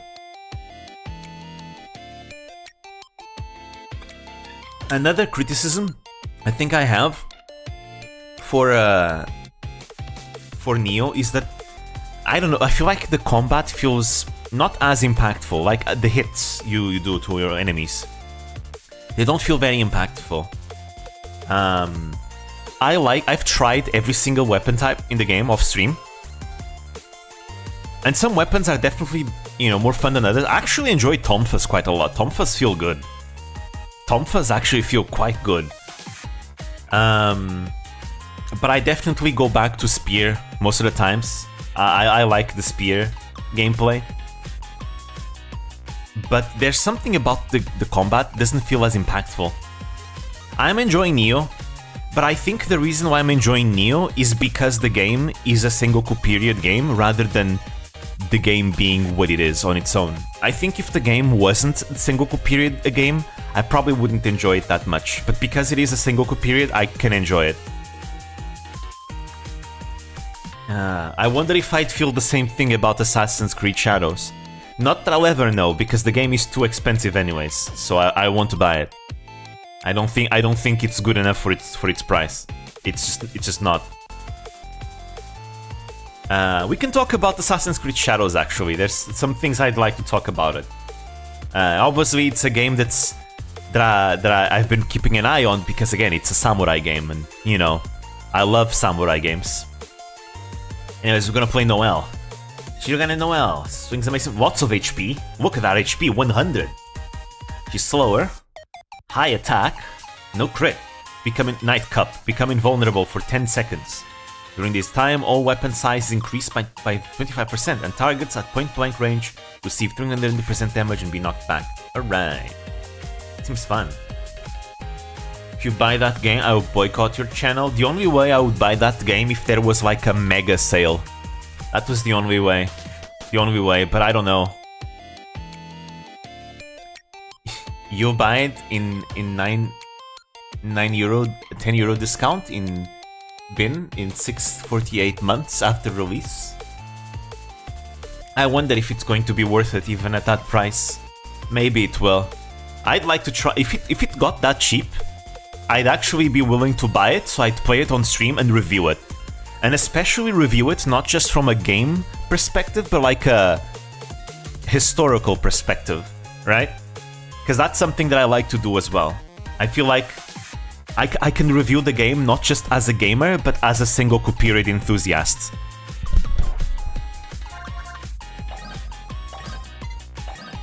But yeah, I've been watching the trailers and all that. Obviously, I've been keeping up with the controversy of the game. There's a lot that can be said. I think most people, you know, are focusing on the wrong things, personally. Like, there's that whole Yasuke controversy, for example. I think that's not the biggest deal in the world. I really don't. Because, again, I know that there are a lot of people that are, like, going in this back and forth. Was he a samurai? Was he not a samurai? Yes, he was. No, he wasn't. Yes, he was. No, he wasn't. Yes, he was. No, he wasn't. Like, I've said it many times already. I'm very disappointed with the discussion people are having. I mean, most people don't really know how to study history, so it doesn't surprise me, right? But, like, people are talking too much in absolutes, right? And when it comes to history, there are topics that you can't really talk in absolutes when there's so little evidence, right? It is incorrect to state as an absolute statement that Yasuke was or not a samurai, because we do not know. There's not enough evidence for anything. We have evidence that supports and is against it, right? Personally, if you ask my opinion on the matter, in my opinion, I do not think he was. I think he was just a retainer, he never became a samurai. That's my opinion. But again, that's my opinion based on the evidence we have, right? But I cannot state it as an absolute fact, right? Because we do not know and we don't have enough proof, right? We have evidence against and for, but we do not have proof of either position, right? There are a lot of you know, vague things about the Sengoku period, and Yasuke's status is probably one of the most vague of them all. That's why I've been kind of disappointed, because, you know, I think there are I've seen a lot of people use... Oh wait, this is useless. Why did I go for this? I've seen people use, like, as an excuse that anyone that even so as little hints that he may have been a samurai is necessarily, like, on the side of Ubisoft. And I think that's a very intellectually dishonest argument, because just because you disagree with someone that says that he wasn't a samurai, that does not mean you're on the side of Ubisoft. Again, I think anyone that says that he wasn't a samurai, again, if that's their opinion, I think that's fair. Again, it's my opinion as well. But we cannot state it as an absolute fact because we just don't know. We don't know. It's too vague. There's very little that was written about Yasuke. Very little. He's more of a historical footnote, right? He didn't really do much. He was there. He was there. Nobunaga liked him, you know, and he became a sword bearer, one of Nobunaga's retainers, and accompanied him in the Tencho Jingo campaign against the Takeda clan. He was there at the incident of Honnoji, but he wasn't really like a figure that did like anything like big, noteworthy. Like, he wasn't. He was there. He may have fought maybe, during the Takeda campaign. But we don't really know. Again, very little was written about him. We just don't know. And that's probably the thing that disappoints me the most in the argument of the game, is that because of Ubisoft fucking up so much, there's been a lot of people that are being very intellectually dishonest to anyone that actually tries to have a properly historical conversation on the matter. Like, because I think most people that talk about the topic do not have an academic approach to the matter at all. And, you know, the academic approach is the best approach for matters like this. Because academia is about the pursuit of truth, right? Regardless of what that truth may be. And for the pursuit of truth, we can't just say, oh, he was probably this because I feel like the evidence, you know, probably points to it. I mean, I don't know. I don't know if the evidence totally points to it, because I've seen a lot of arguments that also point against that. So I feel like sometimes when you go into a certain argument, you need to be careful not to completely ignore arguments against it. I think you need to kind of like be able to acknowledge opposite arguments to properly come to a good conclusion. But hey, the historiography is a field study on its own, and it makes sense why not everyone is educated on historiography, the study of history, right? Likewise, again, I say this is a criticism on both sides, by the way, because I've seen both sides, you know, do the same pitfalls over and over again. I think if you want me to point you out to like someone I've seen actually have like really good takes and a proper academic approach to the matter, would be a YouTuber called Metatron. Metatron is a YouTuber. He knows a fair amount about the Sengoku period. He's very familiarized to it. It's not his you know, biggest field of expertise. Like, his biggest field of expertise is like the Roman Empire, and just Rome in general. But he is very familiar with the Sengoku period. And I feel like of all the videos, all the takes that I've watched on the matter, I think Metatron has the best videos, the best approach on the matter.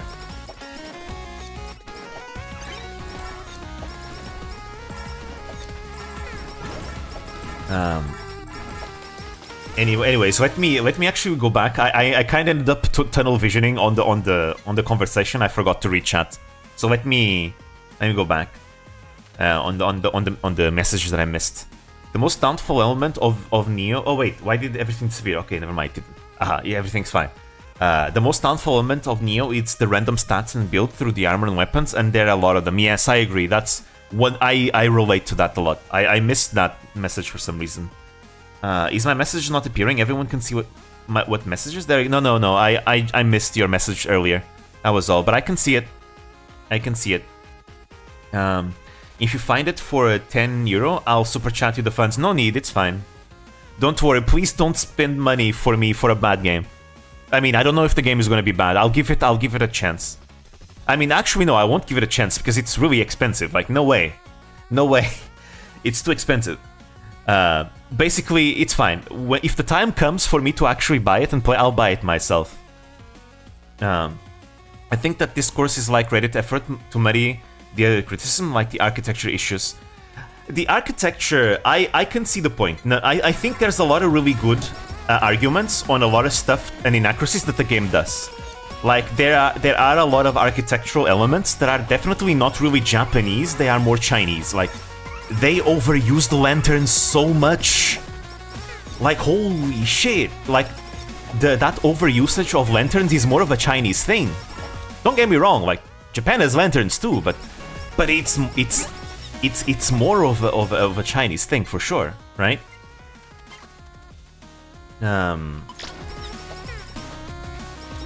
Keep the talk on that topic instead of the other stuff. For example, another thing I've seen is like the seasons. Like, there are cherry blossoms every season in the game, even though cherry blossoms are only in spring, and things like that.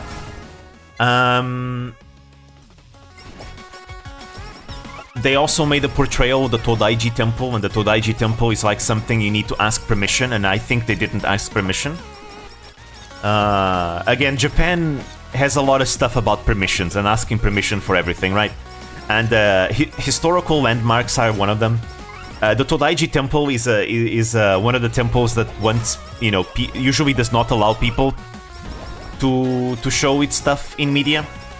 Specifically the Buddha, the Great Buddha, inside it. Personally, if you ask me, I think it's kinda stupid. I think you should be able to portray things, you know? Especially if they're cultural heritage, you should be able to portray it, right? But that's kind of the way Japan kind of works, so, you know. They should ask permission, because that's kind of how the rules are. We don't use that many lanterns either? Well, then I guess I was wrong then. Then I guess overusing lanterns is not good regardless. I mean, don't get me wrong, I love the aesthetic. I love the aesthetic of lots of lanterns, but here's the thing, the really big problem that Ubisoft had is that they really rode this whole historical argument really hard. That was their biggest downfall. If they hadn't really said, guys, we are totally historical, this would never have, this drama would never ever happen. Because at that point, people wouldn't be as critical.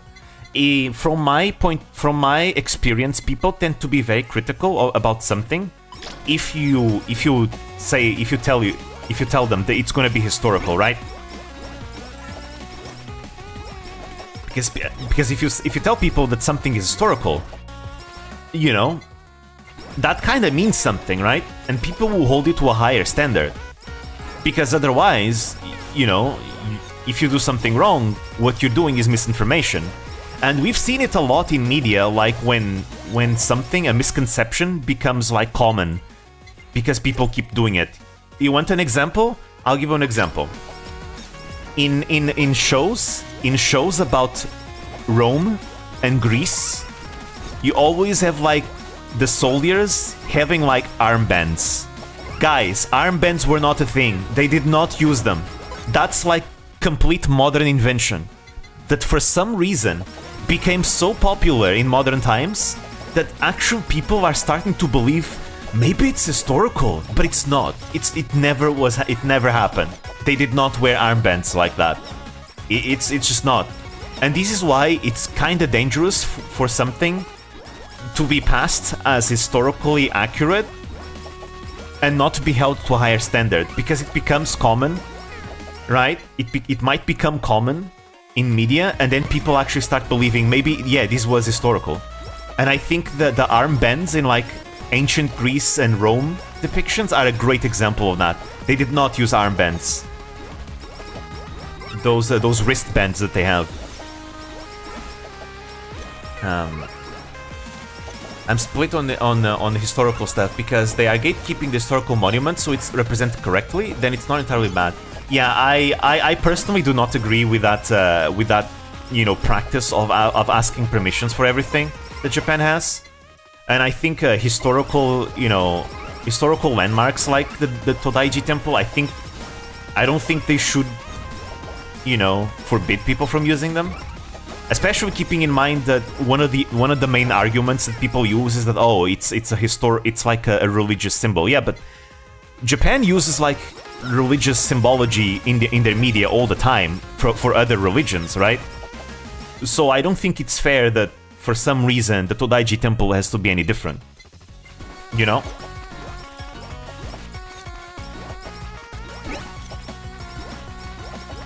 But yeah. But if you're a company like Ubisoft, you should probably, you know, obey the rules. It's probably for the best to obey the rules. Otherwise, that kind of shows a bit of lack of awareness of the country and the culture, which they have done so many times. You know, there's the half Tori Gate, which, you know, is not even related to the Sengoku period. It's like a remnant of the Hiroshima bomb, there was a Tori gate that half of it survived. You know, it's also a very ominous symbology to have like a half Tori gate, because the Tori gate is supposed to be like a symbol of purity, so having a broken one, you know, you're kind of inviting yourself to be cursed, I guess. In a way, some people believe that. And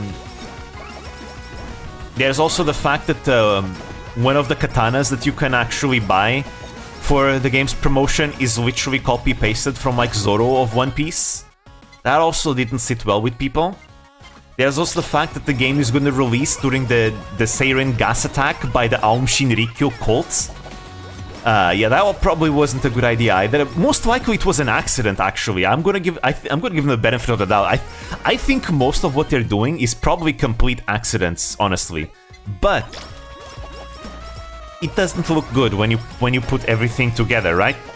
It doesn't look good when you keep in mind the entire context of all the mistakes that were done. Wait, does that mean Life of Brian had better accuracy of Roman soldiers? In that one aspect, yeah. I suppose so. It's in Nagasaki? Okay, then I got it wrong. I got it wrong. So yeah, it's in Nagasaki. But yeah, it was one of the many mistakes they've done. Let me see what else is going on. Now, personally, oh yeah, and then there's other things that, you know, there's a lot of people saying that making a game about Yasuke, who is someone who did nothing, is a bad idea. I disagree with that. I think you can make a game about whatever. If the game is good, the game is good. I just think Ubisoft just went about it the worst way possible. You know, just the worst possible way they could have gone about it, they did it. Oh, wait, this is not. Rock Hard Stamp. On move, increase damage of this weapon by... Oh, interesting. That seems good on Luna. Because I know Luna has buffs to not moving. But yeah, they've just gone about it the worst way possible. And now I feel like any company or developer that tries to make a game about Yasuke, even if it is for legit reasons, they're always gonna be held back by the fact that Ubisoft screwed up. And that is sad, because I personally like the concept of a foreigner in a strange land. Like a foreigner who is completely different from everyone else, in a land where everything is different. I think that concept is really fun and has a lot of potential, right? Because it allows the audience to learn together with the main character. William Adams in Neo is a good example of that. You know, he's a European, an Englishman, European in Japan. You play as him during the end of the Sengoku period. And I think Yasuke had the potential for the same thing. But again, Ubisoft ruined it by going about it the worst way possible. It's really sad. I also dislike the argument that some people are using that it's bad to have a foreigner killing people in another country. I think that is a very stupid argument, because games have always done that. Literally, there was never a problem about that. Again, William Adams, you play as a European in Japan. You kill people, right? GTA 4, you play as a Russian. Like, I don't know if he's Russian, but like, you know, Eastern European man in America. You kill people in that game, no problems there. And there's like a million other games where it's the same thing. It's always been a thing. I don't know why that argument is being cherry-picked now. I find it dishonest. That was never an issue ever. Literally ever in the history of video games. It was never a problem.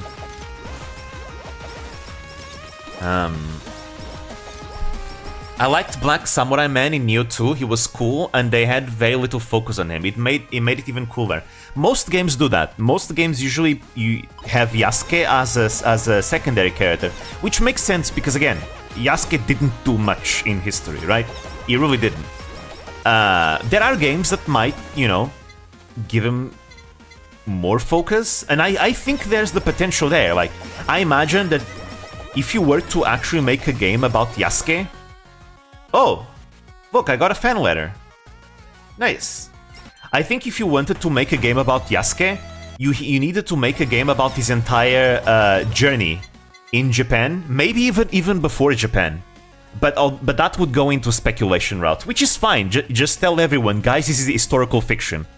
right? Don't say it's historical accurate, just say it's historical fiction. And by the way, I think that's the best way to approach a game about Yasuke, is make it historical fiction.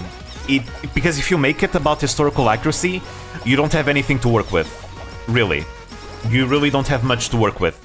So the best way to go about it is make it historical fiction. Why is that? Because historical fiction is an interpretation of someone's life. That's what the 99% of historical games are historical fiction. They're not actually historically accurate. The vast majority goes that. Neo is historical fiction, for example. Samurai Warrior is historical fiction.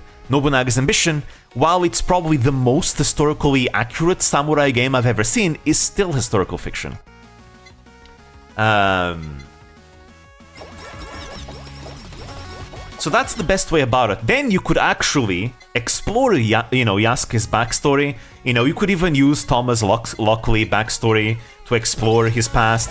Maybe as a warrior slave from India, the Tennu, went into service of Alessandro Valignano, Jesuit missionary, Italian Jesuit missionary, working together with the Jesuits alongside Portuguese trade ships. Going into Japan, being, Nobunaga having an interest in him, ending up hiring him to his service, something like that.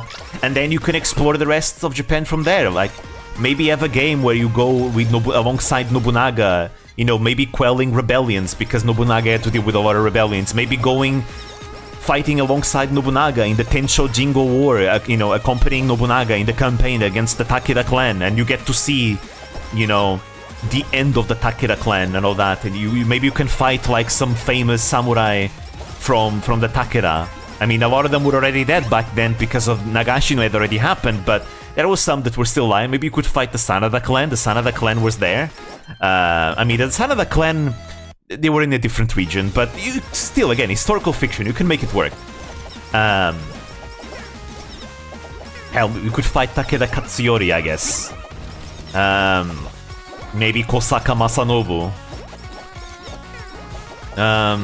Then maybe you could go into the Western campaign. I mean, Yasuke wasn't really there, but again, you could make it work. I mean, technically, in not Nobunaga's Ambition, from what I've seen of the trailers and the gameplay of Assassin's Creed Shadows, the game seems to be very focused on the Western campaign against the Mori clan, which does make sense. It's 1581, 1582. That was basically, one of the big things that was going on. Although the Tensho Jingo War was also going on there, kinda in the east.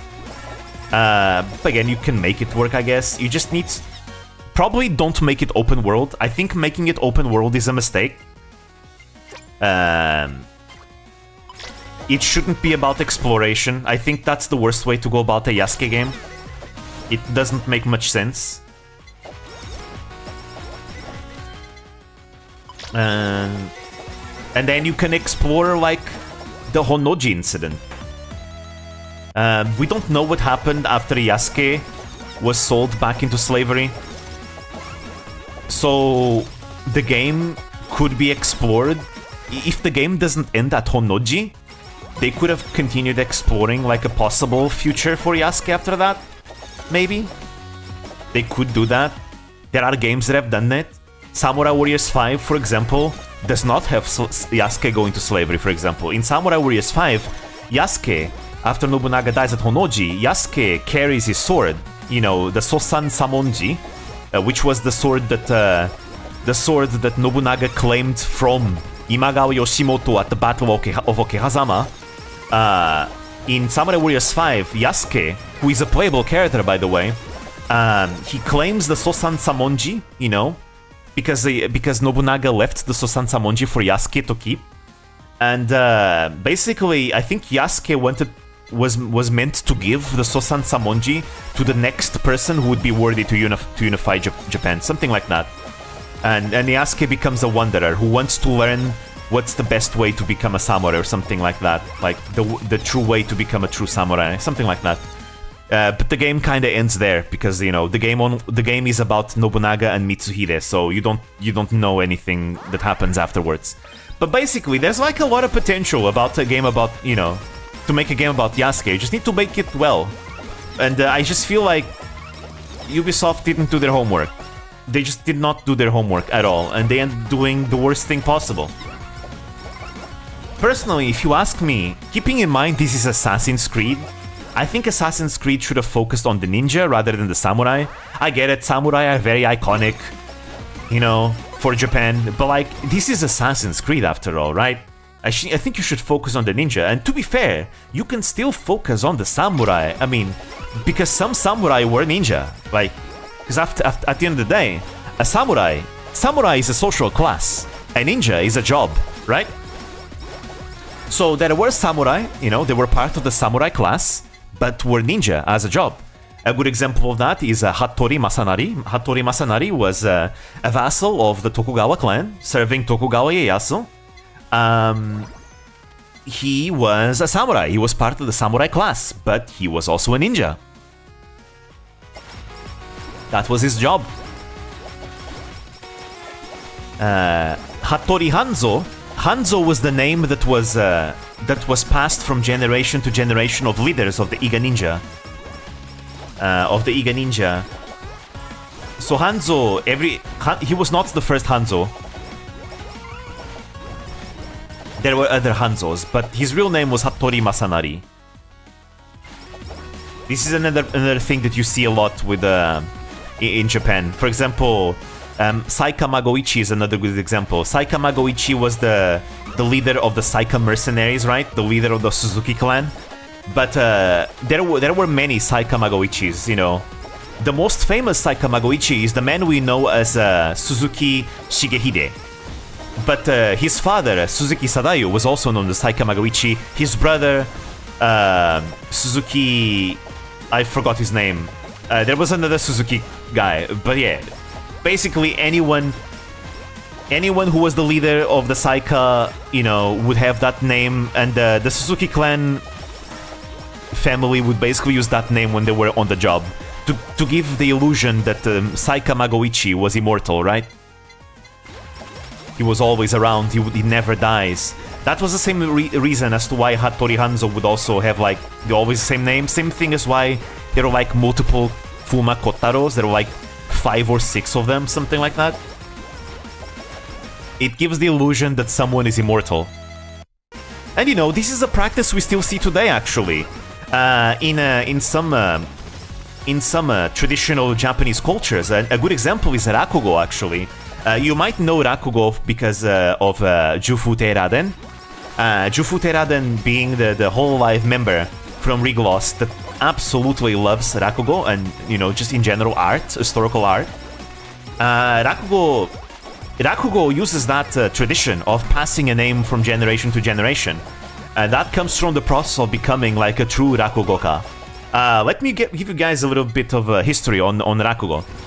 I actually did a university project on Rakugo because Raden made me interested in it. Alright, so basically Rakugo is a storytelling art. It's an art where it's a very minimalistic art where a single man or woman, there are also women Rakugoka, but a single individual on a stage just tells you a story. Usually the stories are comedic, usually, but not always. You have other types of stories, you know, like ghost stories and things like that. But usually they tend to be comedy focused. The Rakugoka usually is only wearing a kimono. They are sat in the seiza position, you know, on their knees. They're usually on top of a cushion, and all they have as props is a fan, you know, sensu, a fan, and maybe a hand towel. And that's all they have. A hand towel and a fan. That's all they have. I like haste more. There we go. And they have to tell a story with that. Just using their voice, their facial expressions, and their props, their 2 props. There might be some Rakugoka that might use like an extra prop over that, but usually the traditional ones is just the hand towel. Oh, Pekodama. It's usually the hand towel and the fan. And Rakugoka, these might sound, wow, that sounds kind of boring. Trust me, it's not. The Rakugoka, they practice for many years to become like professionals. They are really good at what they do. Like, it's an art that they perfect. Like, they are very engaging on stage. The way they speak, the facial expressions that they do, they're masters at storytelling. And each Rakugoka is different from each other. So even if you listen to the same story that you've listened in the past, different Rakugoka will tell the same story differently.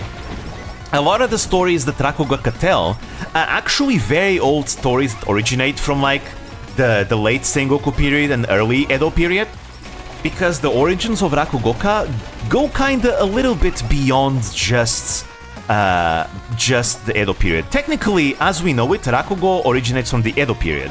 That's the that's like the 17th century all the way to the 19th century. So the year 1600 all the way to the year like 1868, that's the Edo period. Right? But technically the origins of Rakugo come from before that. Hey! Nice. So Rakugo, technically you can kind of trace the storytelling art way before that, because Japan always had storytelling arts way before Rakugo.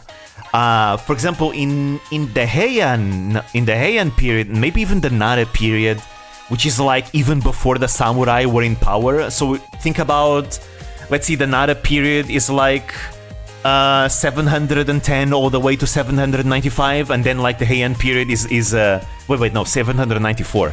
The Heian period is from 794 all the way to 1185, I think? Yeah, I think it's 85, yeah. 1185. 1185. That's the Heian period. And even before that, you could find like in traditional Japanese writing works, you could find like a lot of storytelling stories and even comedic ones, right? I forgot the name of the works right now. I'd need to check real quick, but not right now. Now's not the time.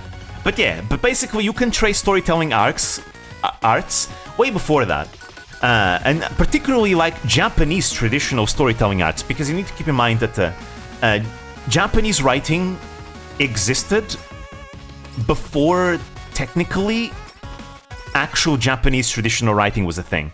What am I talking about? Basically, as you know, okay, this is gonna go even deeper than I was talking about. Okay, so Japanese got its writing from China, right? I mean, Japan got a lot of things from China. You know, architecture, religion because of Buddhism, lots of philosophy also came from China, and writing is one of them, right? You know, before the Chinese influence, you know, you mostly had like Shinto. Shinto was the religion. You didn't really have much of a writing system. That was Japan before Chinese influence. How did Chinese influence come to Japan? It was through Buddhism. Buddhism was what brought the Chinese influence.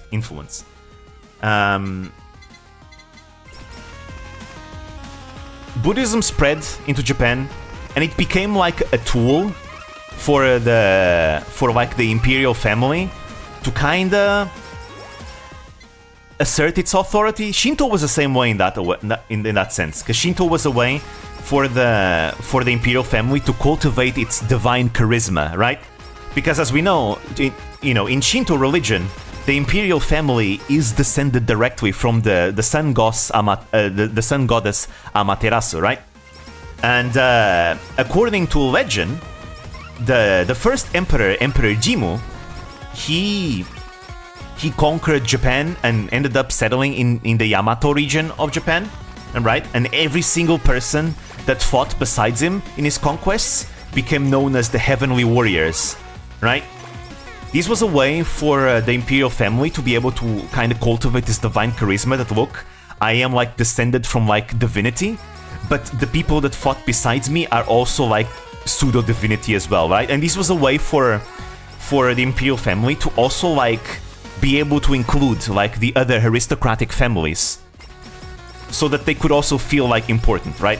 Kind of like that. When Buddhism came, there were some clans that were kind of afraid that would kind of take away from their divine charisma, their own divine charisma and authority. The imperial family actually saw Buddhism as a good way to assert its authority as well. I forgot in the particulars. There was a lot of pushback from certain families, like the Mononobe clan was very much against it. There were some other clans that were for it, like the Soga clan, and the imperial family actually supported the Soga clan in secret. Especially there was this one particular figure called known as Prince Shotoku. Prince Shotoku was a member of the imperial family who was a big advocate for Buddhism in Japan, and he's the reason basically why Buddhism became a big thing in Japan. He was a very important politician back then for Japanese history, very, very important, and he pushed Buddhism quite a lot.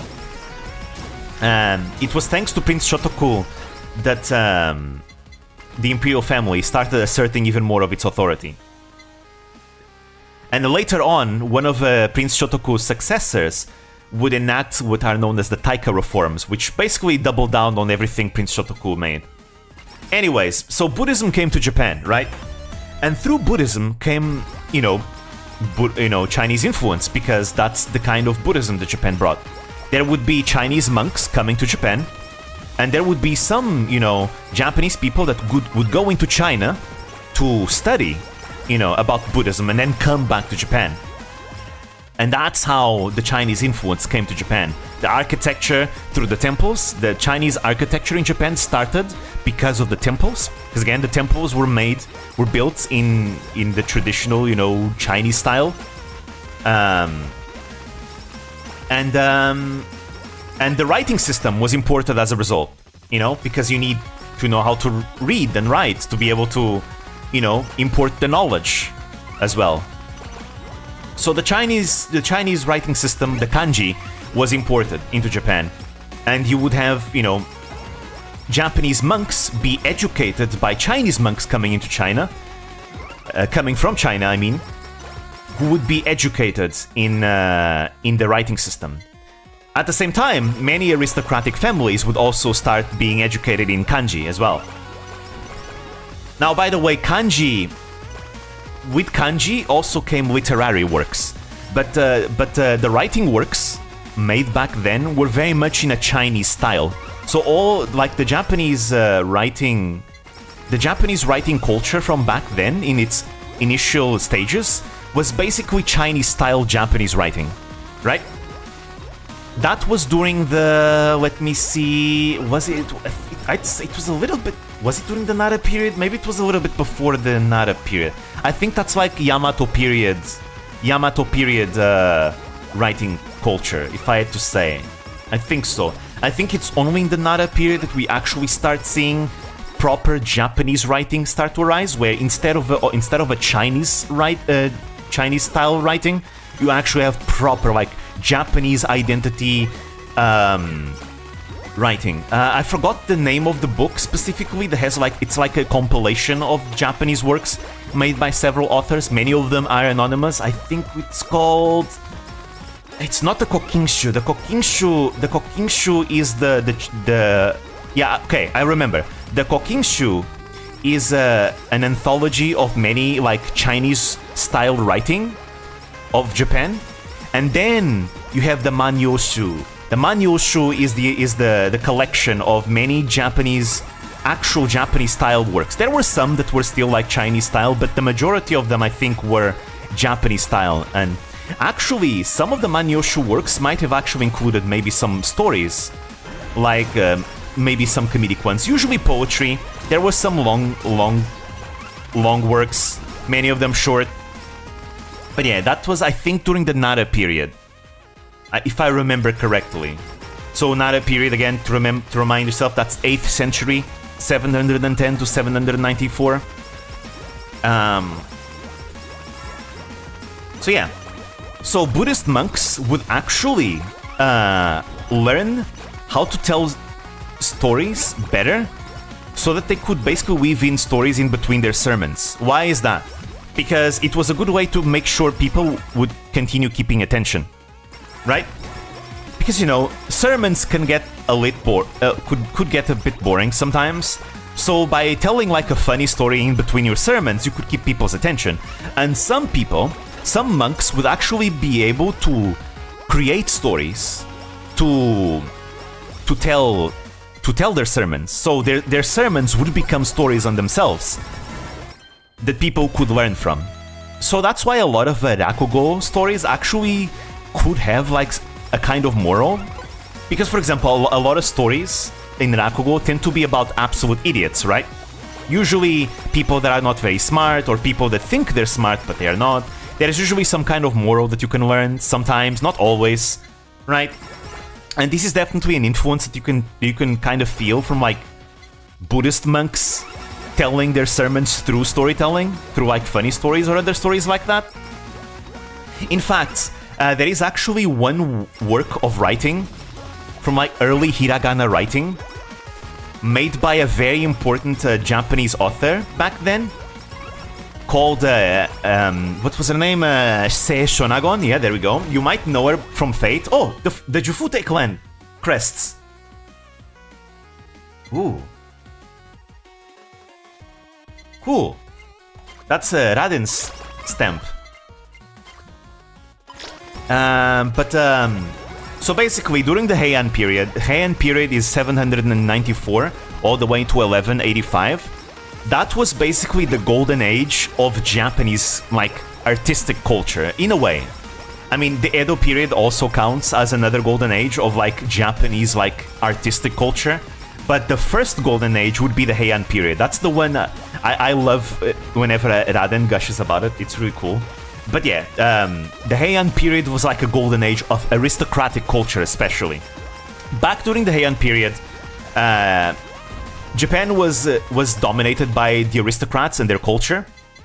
You have like a lot of stuff like the Yamato-style paintings, like Yamato-e. It's like that, those very iconic paintings that are like isometric, where the characters in the paintings, their eyes are basically lines. They're just lines, you know, the stereotype that we all know whenever people think of like the Japanese stereotype. That was actually an element, a trait from Yamato-e paintings. It was considered beautiful, right? And the aristocrats loved it. You have those isometric paintings that have no ceiling, like that. That's like characteristic Yamato-e paintings. The aristocrats loved it, and as Raden explained as well in one of her streams, you know, why was that? Was it like that? Because the aristocrats liked it, and as a result, it sold well. So the artist would paint it like that to sell well. Oh, I actually want this. So you saw it a lot. It was a trend. It was a trend back then. Every period has its own trends. Can I ask, when you stream, make a video on Nobunaga's Ambition Awakening Mechanics? I definitely want to do something like that in the future. When I eventually do my VTuber campaigns of Nobunaga's Ambition, where we're going to play with all the VTubers I've been adding into the game, I want to actually focus a little bit more on gameplay.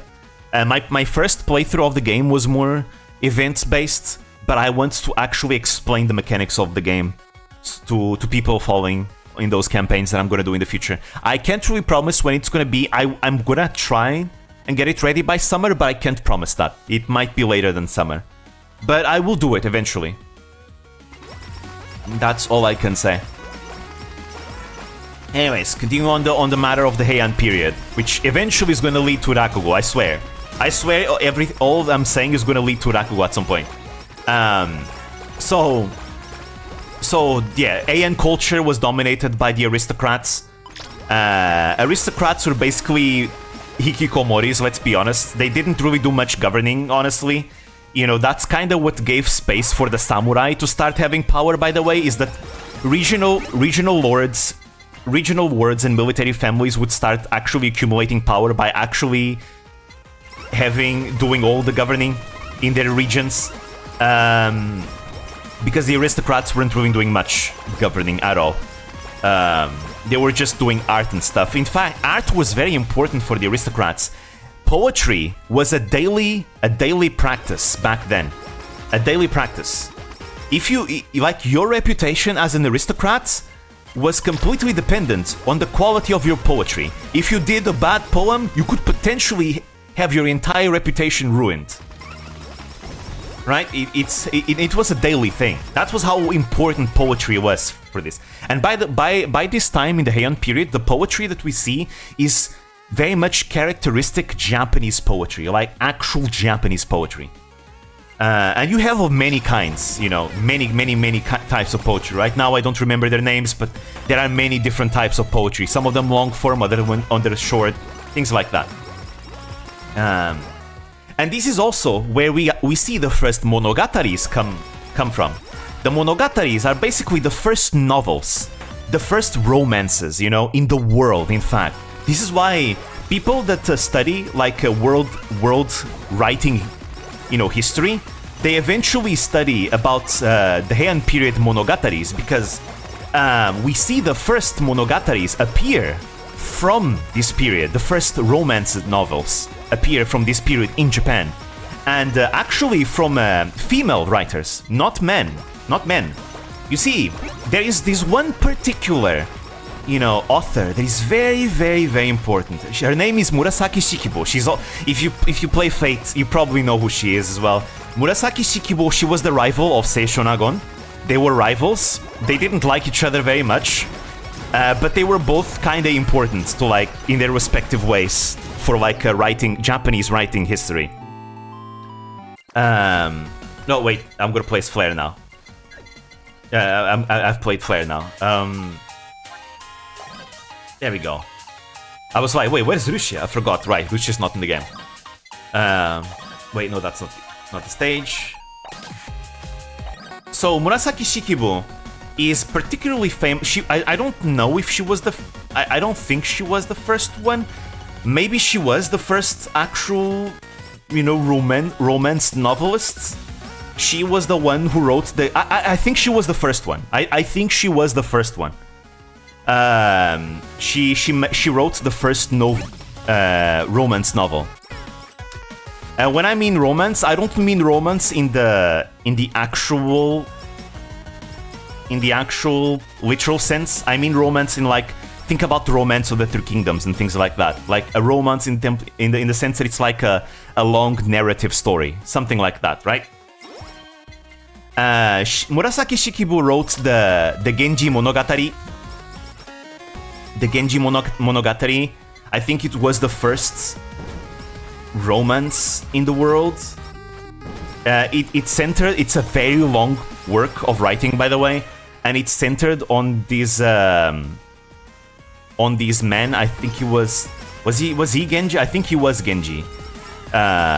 He was supposedly a member of the Fujiwara clan, which, by the way, the Fujiwara clan was the aristocratic clan that governed which dominated imperial court politics, by the way, because they intermarried with the imperial family and dominated the court as a result.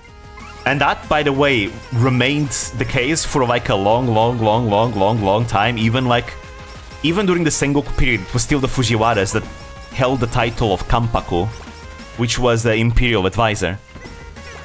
Yeah. Anyways, let's not get more derailed. I swear I'm getting like derailed into derailments. It's kind of funny. Anyways, so Murasaki Shikibu wrote the Genji Monogatari, which centered on this character called Genji. I think his name was Genji. I'm not sure, so don't quote me on that. He was supposed to be the model, the absolute perfection epitome of what an aristocrat should be, right? And Murasaki Shikibu used this as kind of as an opportunity to kind of throw some shade on the aristocrats back then, because there were a lot of aristocrats, like most of them, or like all of them, kinda, that did not meet that standard of like the perfect aristocrat. But in spite of that, the Genji Monogatari that Murasaki Shikibu wrote was extremely popular among the aristocrats.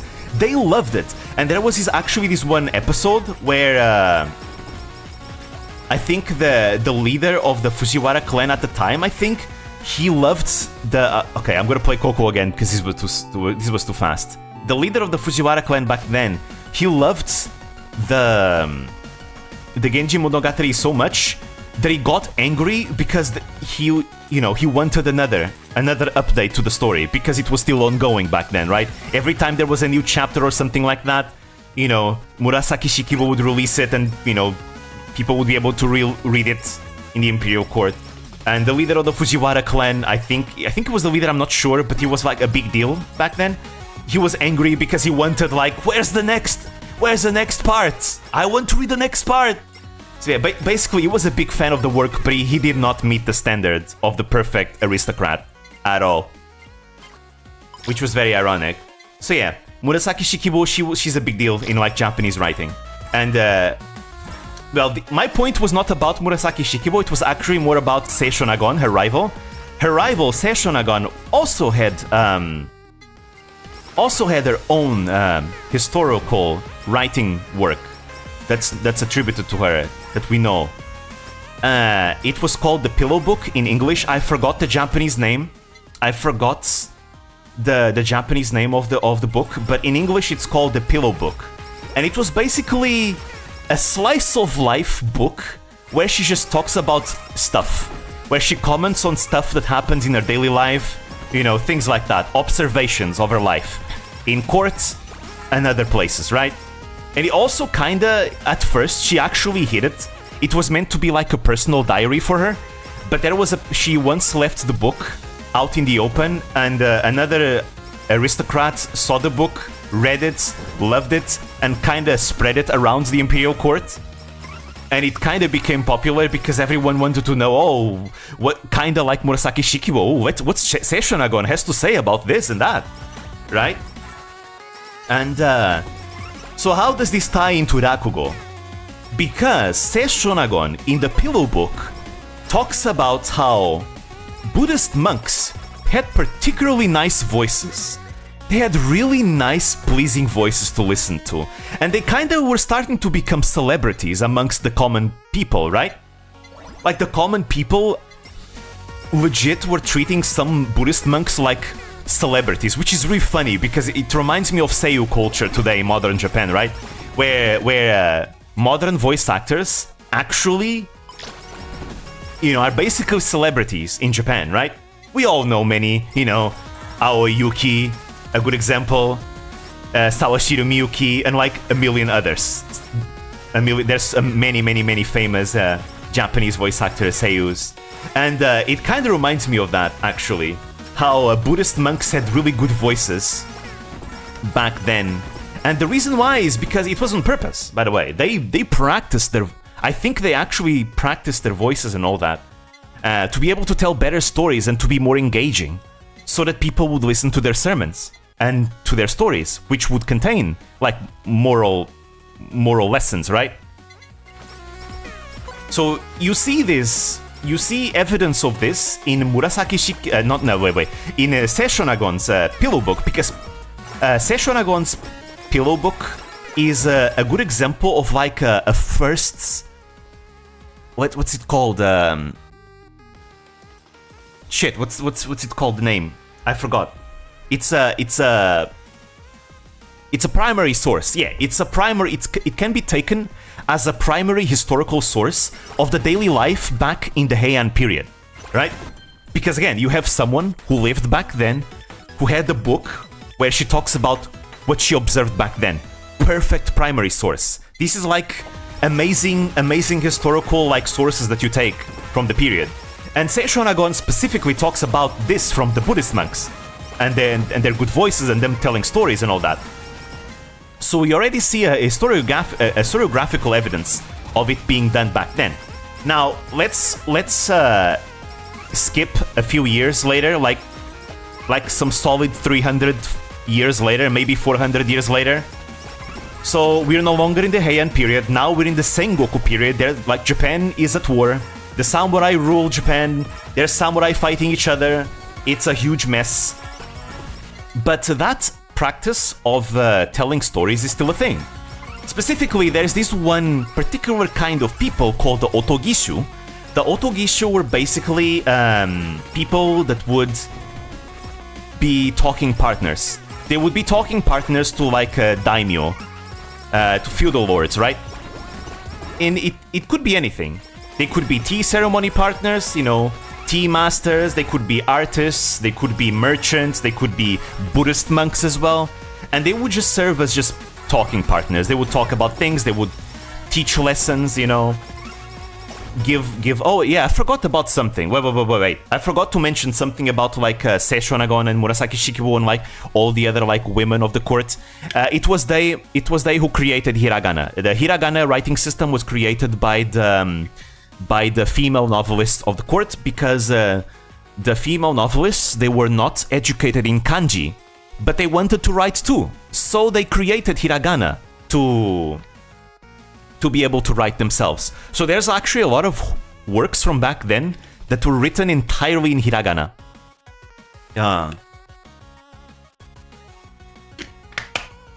Need to drink some water. So yeah, that was where hiragana comes in.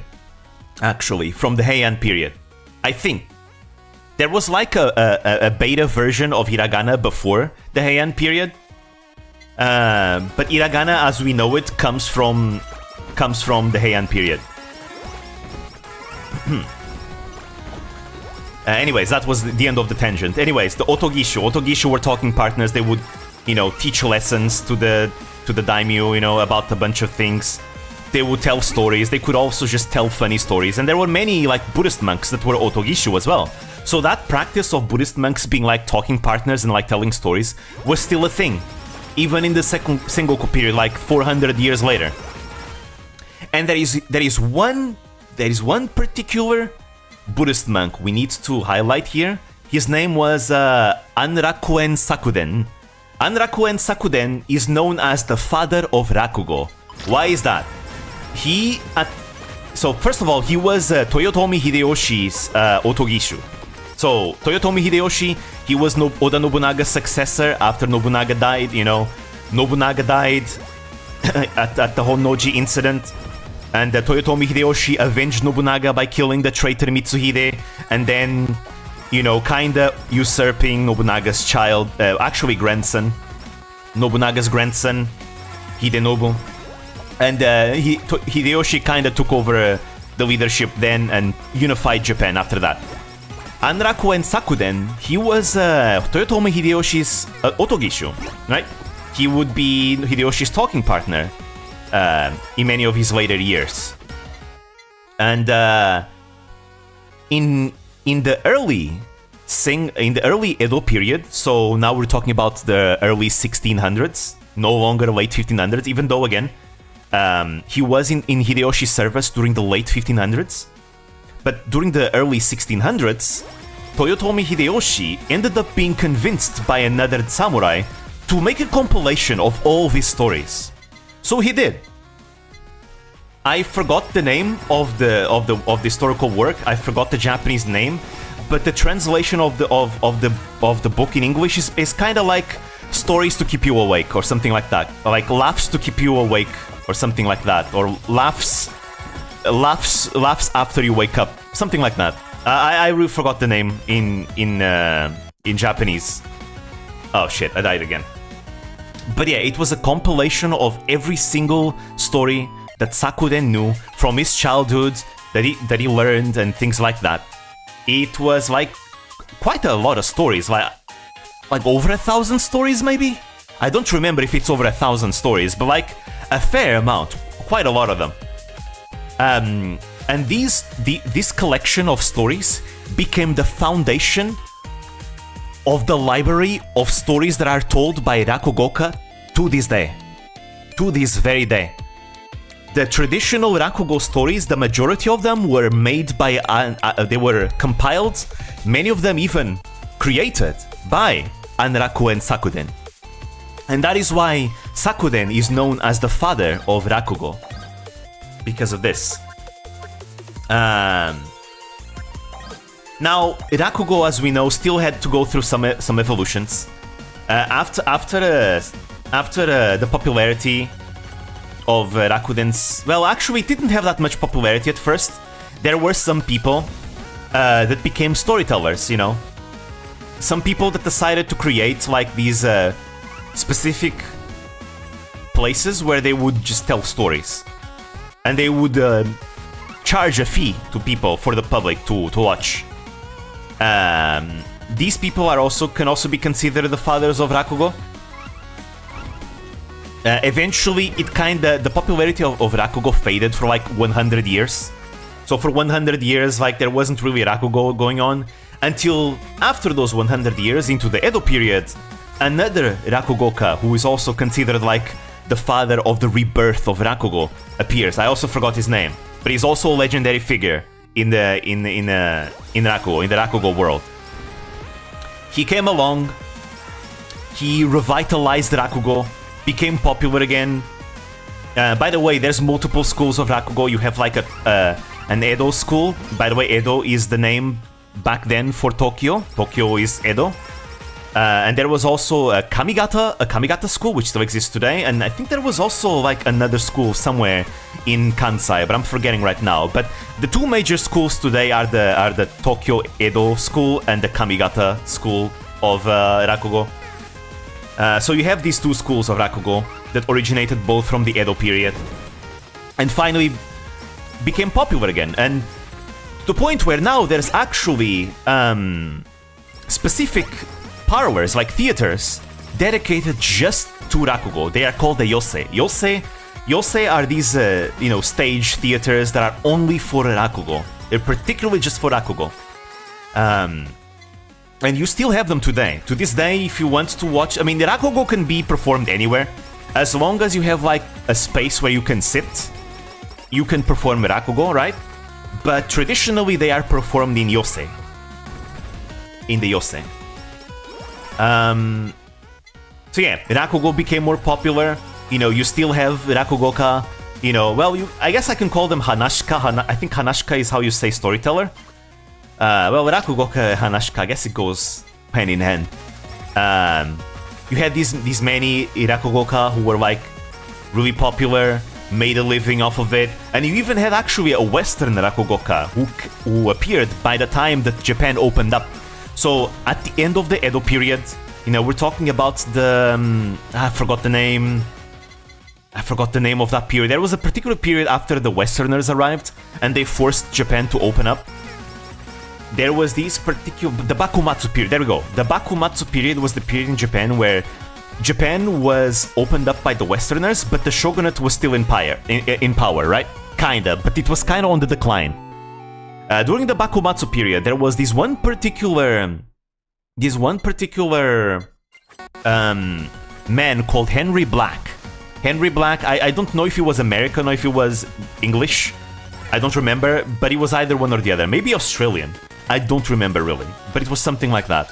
Henry Black was the first Western Rakugoka in the world. The second one is the current existing Canadian Katsura Sunshine. But we'll talk about Katsura Sunshine later. Henry Black was the first one. He saw some early success, but eventually he kind of faded in popularity. He actually had a bit of a sad life. He ended up adopted 2 Japanese children, I think. I don't remember if he was married. He may have been married, but I'm not sure. He adopted 2 Japanese children. He ended up having a bit of a sad life at the end, and let's just say he didn't seppuku, but you get what I'm saying. I think that was what happened. Yeah. Regardless, Henry Black was the first Western Rakugoka. Kairakute Black the first, Australian. Okay, thank you for the damn. I'm so many words are going through my head that I can't speak properly. I'm forgetting so many words. But thank you though, thank you. Anyways, let me gather my thoughts a bit. Yeah. So there was also a very popular Rakugoka that appeared like in the beginning of the Meiji period. I also forgot his name, but he's also a bit of a legend. He's also known for being like the first Rakugoka to actually use like sound effects and like music, like having like musical instruments accompanying his performance for suspense and all that. I think he was known for especially being good at ghost stories. It was a bit controversial back then what he did. with using sound effects, because again, the Rakugo is supposed to be a minimalistic art. So there were some like Rakugoka back then that were not approving of that. And some Rakugoka actually kinda worked together and with some Yosei parlors to kinda like ask him what stories are they gonna like, what stories is he gonna tell, and then they would tell that exact same story, so that the people listening to the stories would be bored because he's just telling the same stories everyone is, the other guys just said right now, and they did it. Like the other Rakugokas would like coordinate it on purpose to kind of ruin his career in that sense. But guess what? The guy was so good at telling his stories that people enjoyed his stories, even though they had just listened the same story. Because his way was really unique. He had a very unique way of telling stories. So people loved it anyways. And basically, the other Rakugoka were not able to ruin his career, and they eventually stopped trying. And so you still see sometimes like Rakugoka who use like musical instruments and sound effects and all that. Even back then in the Meiji period, you had something like that. Attempted arsenic ending in 1908 and died from a stroke. Okay, so he tried ending himself, but it didn't work out, and then he died from a stroke. Okay, thank you. So yeah, that was Henry Black. But the other guy that I'm talking about right now, I forgot his name. I really forgot his name. It's a shame because I think he's like a very interesting figure in the Rakugo history. He's like known as like a Rakugo legend even today. An absolute Rakugo legend. So yeah, Rakugo, even though traditional, married and divorced. Okay, thank you. Even though Rakugo, is traditionally told with the original stories that Anraku and Sakuren tells, Rakugoka throughout the years have always invented their own stories as well. Usually, Rakugoka that invent stories, those stories belong to them, it's their own IP. So it's much safer to just tell traditional stories, because traditional stories, are public domain, right? After 100 years, any Rakugoka can tell whatever stories without permission. Yes, even stories, need permission to be told, except the traditional ones, because again, enough time has passed where they're public domain now. That's why most Rakugoka tell those the traditional stories. But you can tell any story about anything. Hell, modern Rakugoka can tell stories about the modern time, because again, the thing that makes Rakugo so approachable is that Rakugo is about the day-to-day life, basically. It's a storytelling art that can be enjoyed by anyone from any age group, right? Because the stories tend to be very relatable to the people, right? They tend to be comedic stories that are relatable to the people, and a lot of the traditional stories from like back then still are relatable today, because again, we're just talking about regular people of the day-to-day, right? Like, we're not talking about any legends or heroes or any... No, it's just your town idiot. Maybe like the town drunkard or something like that. Maybe a merchant, a sleazy merchant or something like that, right? A guy that picked a fight with a Shinigami, something like that. So they tend to be stories that can be enjoyed by anyone. And the modern Rakugoka can tell stories about the modern day, all 21st century as well. Some of you might know, even some Rakugo influences without even knowing. Like, how many of you know about the Jugemu, that very long name, Jugemu, Yabrakochu, Paipu, no Shurigan, no Ponko no Chosuke, something like that, right? That is actually a traditional Rakugo story, part of a traditional Rakugo story that has been told for like hundreds of years by now. It originates from Rakugo. Some of you might know from like Full Metal Alchemist, for example, because that's like something that appears in Full Metal Alchemist, but it is originally a traditional Rakugo story.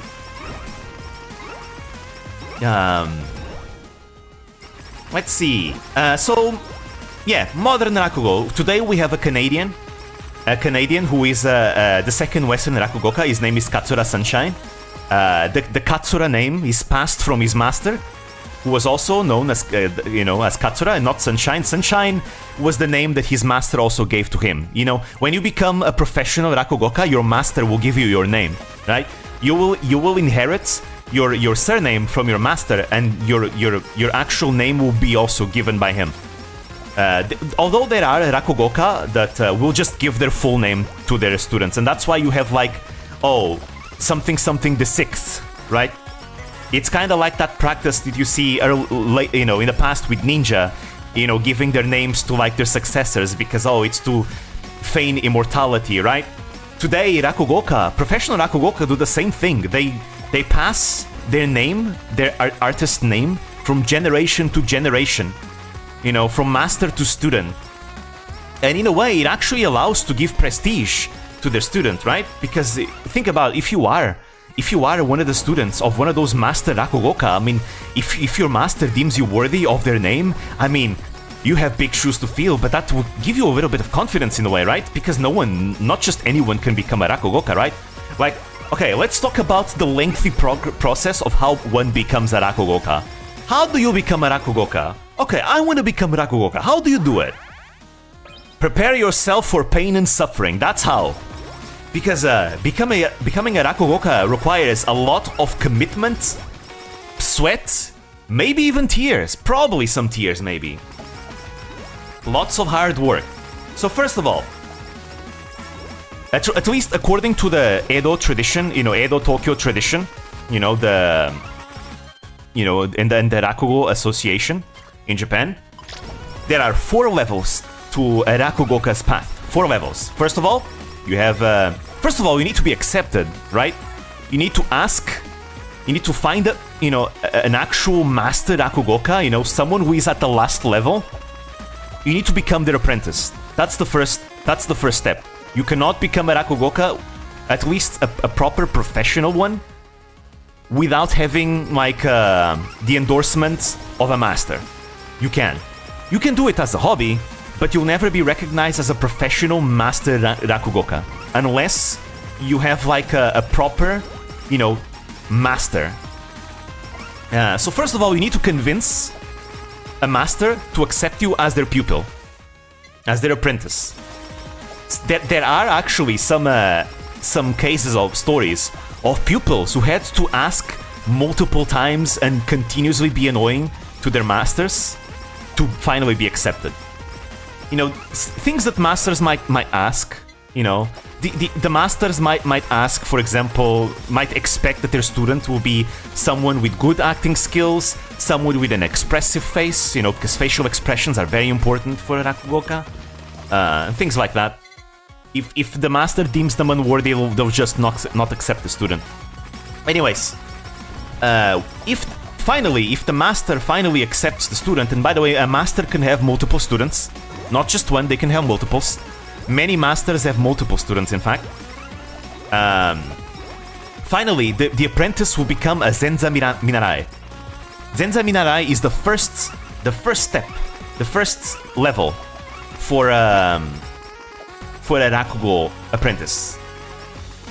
So, but as an apprentice, the Zenza Minarai is not going to learn much from the master. Basically, the job of the Zenza Minarai, the apprentice, is going to be to do every single chore of the master. Yes, it's that very stereotypical, every time you see like, Asian martial arts movies and stuff where there's a student and the student has to do all the chores of the master. Yes, Rakugo is the exact same.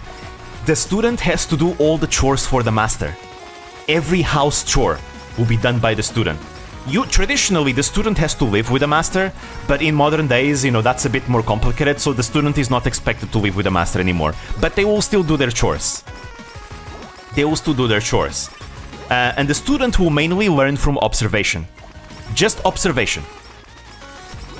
They will watch the master perform, and they will just learn like that. By watching the master perform, they will help the master behind the scenes, helping them get prepared for shows and all that. They might be introduced to other staff, maybe to the Yosei and all that, maybe to other apprentices, usually other apprentices mainly. But that's it. After a year or so, maybe more than a year, it really depends on the master. The master might deem like, okay, the apprentice, he's been observing a lot. He might have memorized maybe a story or two, maybe more. he might be ready to get to the next level. If not, he'll stay in the first level, right? The student only progresses to the next level if the master deems them worthy. If and only if. And that process can take years. Anyways, finally, level 2 is Zenza. So level 1, Zenza Minarai. Level 2 is Zenza. Finally, as a Zenza, the student, the apprentice, will finally be able to learn directly from the master. The master will actually start giving proper instruction to the apprentice. By the way, the apprentice still has to do their house chores. So yes, the Zenza will still do all the house chores of the master. They will still help behind the scenes. And the Zenza will also be the one to beat the taiko drums in case there's like an instrumentation in the spectacle. Also, the Zenza will be allowed to perform, actually. They will be allowed to perform at the very beginning of the stage. They might be able to perform 1 or 2 stories. Just 1 or 2. Right? That will be like a considered practice. It'll be like considered practice, but they do not get monetary compensation, by the way. By the way, I forgot to say, but during the first level, as Zenza Minarai, the Zenza Minarai is given an allowance by their masters, and it's not really much money. It's very little money. Very, very little money. That's all they get.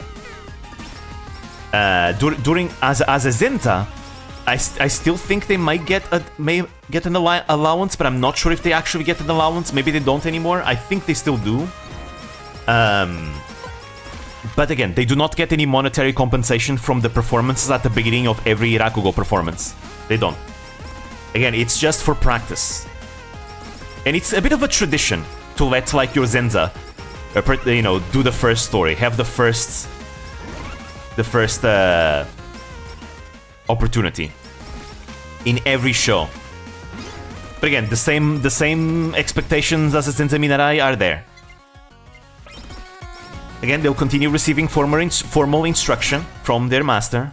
You know, they'll be actually given feedback on what to do, what not to do, tell the story here. Sometimes that can be a bit mad because, for example, it is very frowned upon. It is very frowned upon for lessons to be like digital. Masters need to give lessons face-to-face instruction, directly from master to student. It is frowned upon any other way. That can have its pros and cons. There are some people that criticize that as, you know, if the master has a certain bad habit, then the student will inherit the bad habit as well. But in a way, it definitely helps in certain ways because the student will be able to learn directly from the facial expressions of the master and things like that. Oh right, I forgot about the bomb, the special move. Anyways, finally, if the master deems the student worthy, they will then advance to the 3rd level, Futatsume. Keep in mind, you are not guaranteed leveling up in this process.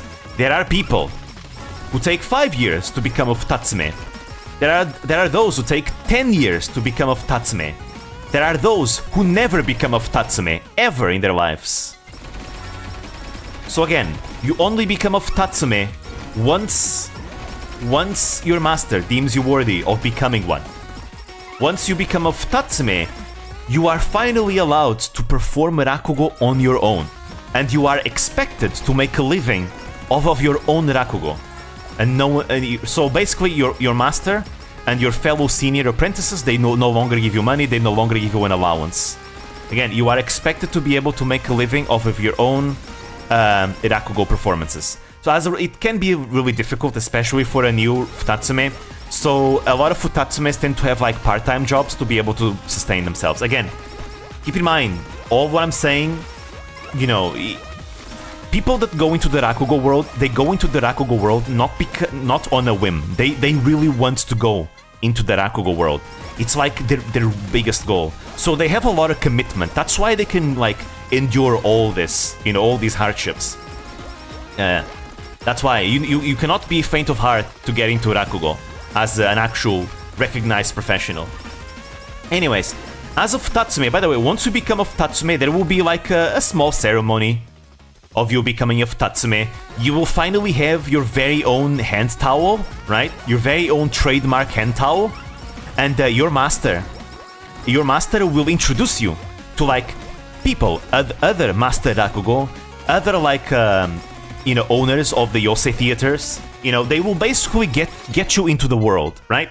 Once you become of Tatsume. You will be expected to go into a lot of meetings to get to know a lot of people and socialize with them and all that.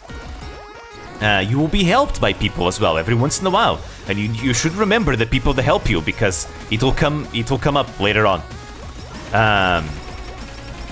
Anyways, now a lot of Rakugoka stay here in level 3. A lot of Rakugoka never get to the final stage, the final level where you become a master, right? Where you become a Shinichi. I think it's a Shinichi or a Shunichi. A Shunichi, maybe. I forgot if it's Shinichi or Shinichi. Something like that. I think it's Shinichi. Wait, now I need to check. Wait, no, sorry. I need to check. I don't want to mislead anyone here. I really do not want to mislead anyone here. Because this is important. Wait.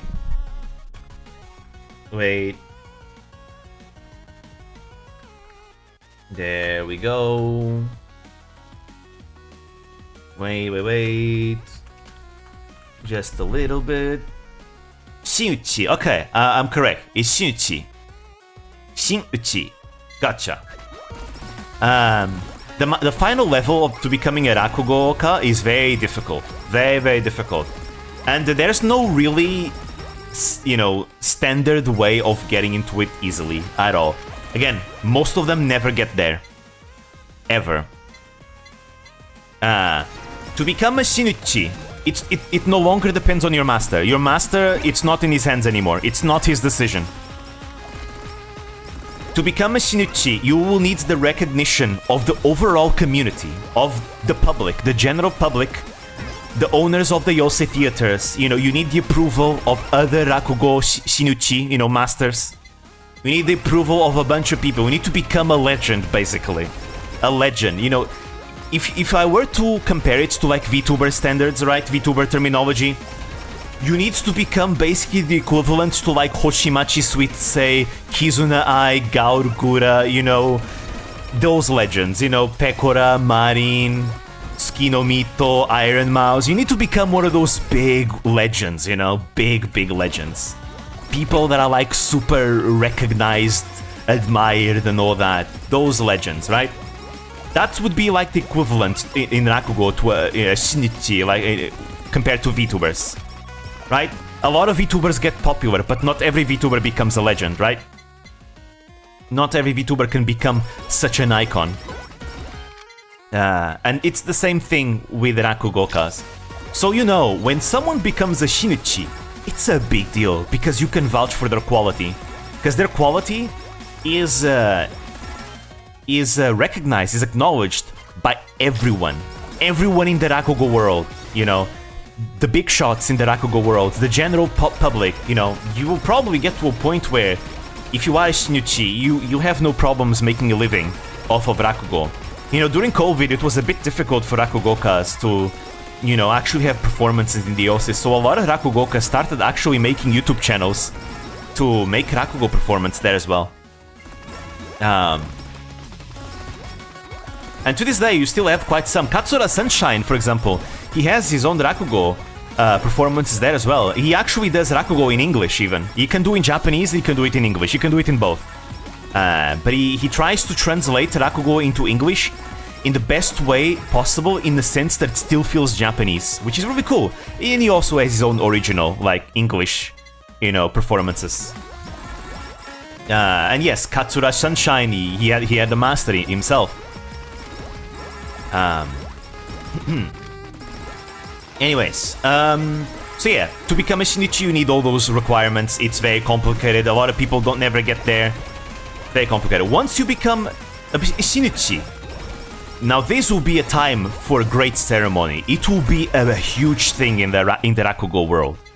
It will be a huge ceremony. You will have to invite every single person that helped you along your journey your master, the people that your master introduced you to, you know, the owners of the Yosei theaters, you know, people from the media, you know, fellow seniors, things like that, like everyone that has been in your journey. You have to invite them to like a banquet. You need to invite them to like a banquet. Everyone, and you are, yes, the Shinuchi is expected, the new Shinuchi is expected to pay for everyone. To pay for everyone's food in the banquet and all that. There will be like a huge ceremony in a hotel. Usually it is televised because it's a big thing, like in the world, in the Rakugo world. You will have the media like reporting on it, filming it and all that. You know, different Shinuchi will all like have time, you know, take turns to perform their own stories, you know, to perform stories in their own way. And then finally, at the end, the new Shinuchi will finally have the honor of performing the last story, so that everyone gets to see, you know, have a taste of this new legend in the world. And finally, the roads to becoming a proper Hanashika, a proper Rakugoka, proper Rakugo master, finally comes to the end. Finally, you can now call yourself a proper Rakugo master. Finally. And this process usually takes decades. Usually. It is complicated. Raden seems to be quite serious about becoming, you know, proper Rakugoka.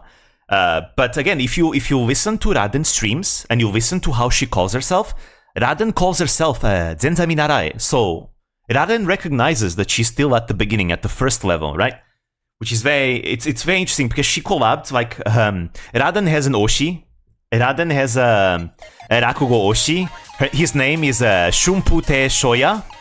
That's Rakugo, basically the one person that Raden, you know, admires a lot in the Rakugo world, that made her like such a big fan of Rakugo. Well, but the way Raden got into Rakugo was that she used to watch Rakugo performance together with her grandmother, and that's how she got into Rakugo. She enjoys seeing the differences between different storytellers and all that. Shunpute Shoya ended up being the favorite Rakugoka of Raden. They actually collabed in a radio show. Shoya has a radio show of his own, and I think Raden was invited once. In fact, Shoya follows her on Twitter as well. It's really interesting because Shoya seems to be very supportive of Raden. It's really nice to see. The point where Raden even wondered, oh boy, am I gonna become, once I become a proper master, am I gonna change my name from Jufute Raden to Shunpute Raden? Something like that. It was really nice to see. I mean, translating will add your own twist. Bilingual will probably even more epic, if anyone can pull it off. Yeah, Katsura Sunshine does it really well. There's like some, on YouTube, you have some examples of Katsura Sunshine doing it like in English and doing it his own way, like to Westerners, so that they can understand it. He does really, really well. I think he does it really, really well. Like, it's difficult to explain Rakugo, right? Because I think the best way to truly see how amazing it is really experiencing it. And see just how skilled the Rakugokas are. They're so skilled. They're so skilled. Like from their facial expressions, the way they vocalize, you know, their acting skills. They're such amazing performers. Even though they barely have anything to work with, they just have themselves, and they do every single character voice themselves, every dialogue themselves. They are masterful. You see yourself losing, like, time passes really quickly while watching the Rakugoka. I didn't know about Rakugo before I learned about, you know, before Jufute Raden, you know, joined Hololive. And but thanks to Raden, I got to discover a new cultural world of Japanese culture. that is Rakugo, and I'm very... I really enjoyed Rakugo. I have to say, I really became a fan. You know, once I learned Japanese, and I can actually understand it, and I eventually move, I actually want to, you know, actually watch performances on the Yosei themselves, myself. Would be really cool. I mean, I'm already a big fan of like other types of performative arts from Japan. I like manzai, I like no theater, manzai theater, manzai comedy, I mean, stand-up comedy. I like kabuki theater. So I guess we can add Rakugo as another, you know, traditional Japanese performance that I become a bit of a fan of as well. I really like it, and again, I have Raden to thank for that, because it's thanks to Raden that I discovered that whole world. I even made an entire university project assignment on Rakugo as a result. It was a bit difficult finding sources for it, because there's barely any sources in English, but it was fun to see, especially that source that I found about, you know, Seishonagon and their pillow book, about the connection with like how Buddhist monks, you know, in many centuries past, you know, actually used to use storytelling, funny stories and things like that to tell like their sermons, and that evolved into the Otogishu doing the same, and then Anraku and Sakuden, you know, and ending up compiling all the stories that he knew into what would become like the traditional library of Rakugo stories, which would continue to this day. It's really cool. Like, I think there's like these days like 300 to 700 Rakugo masters. I don't remember, maybe 300. I think 70 of them may be women, and only one of them is Westerner. Is Katsura Sunshine. It's quite interesting to see. I don't remember how many there were, but at least the ones that I recognize as such. Because again, we're talking about Katsura Sunshine, he's from the Kamigata tradition of Rakugo, so I don't know if the levels apply to him, but he did have a master. He did have a master with a Katsura name. Yeah. So he's not someone who became self-proclaimed, he was someone who actually had mentorship. So you know, he's good. He's really good.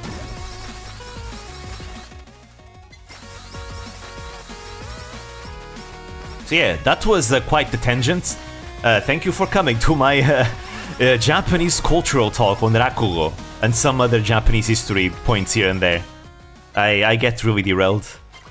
Yeah, but it is fun. I like sharing about. This came from me talking about Assassin's Creed Shadows, right? Yeah, it came from there. So yeah, when the game comes out, I'll look over on the internet to see what the game looks like. I don't have much expectations for it, especially because the gameplay does not seem that fun.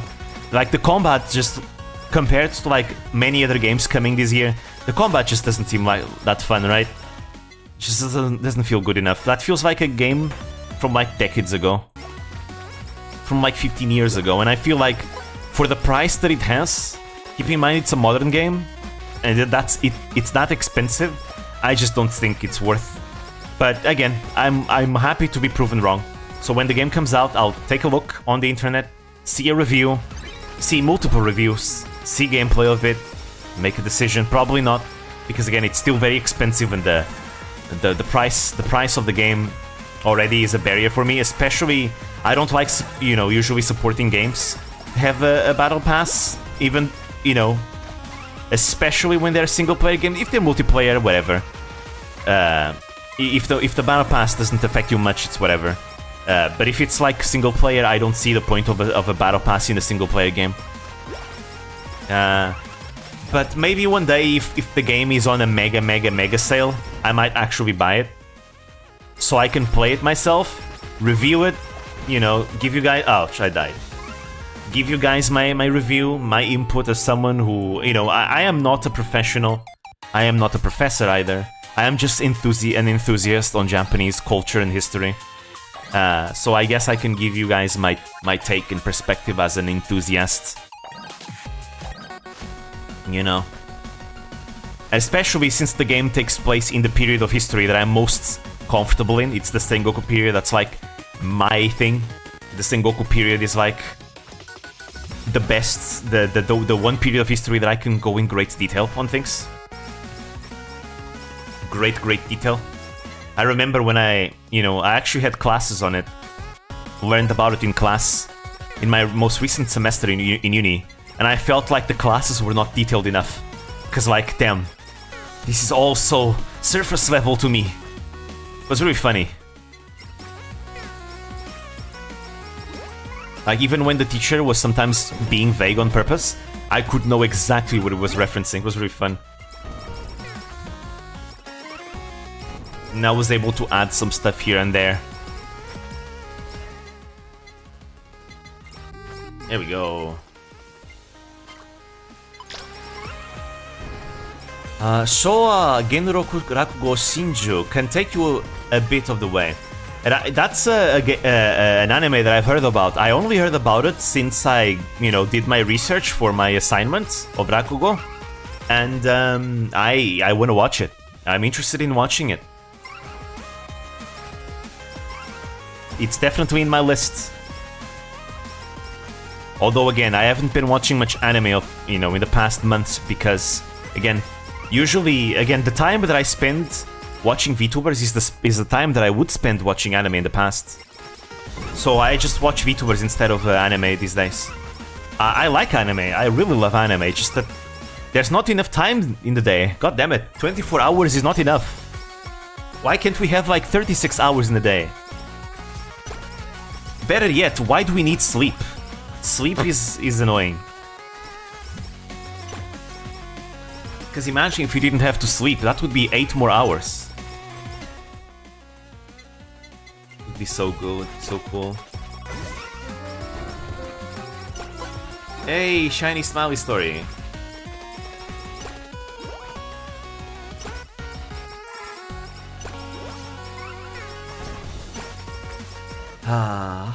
Let's see. Yeah. I'm very excited to see what else Raden is going to talk about. She talks about different cultural things on stream. One of my favorites was definitely her talking about the Yamato-e art, but she has explained other things as well. She has had, yeah, I say way too much. I gotta stop with this verbal tick. I really enjoyed the collabs that she's had with museums where she's actually allowed to showcase stuff that's in the museums. Really cool. A lot of museums follow her, and membership, literally. That's the reason why Raden has been trying to be more professional as well. For a long time, actually, because she has all these museums watching her now. Meet with that about 5. I cannot function with 5. I need 8 hours minimum. Otherwise, I cannot function. Yeah, the National Museum of Nara especially has collabed multiple times with Raden, I think. She also has the Imperial Household Agency worked with her at times. It's really cool.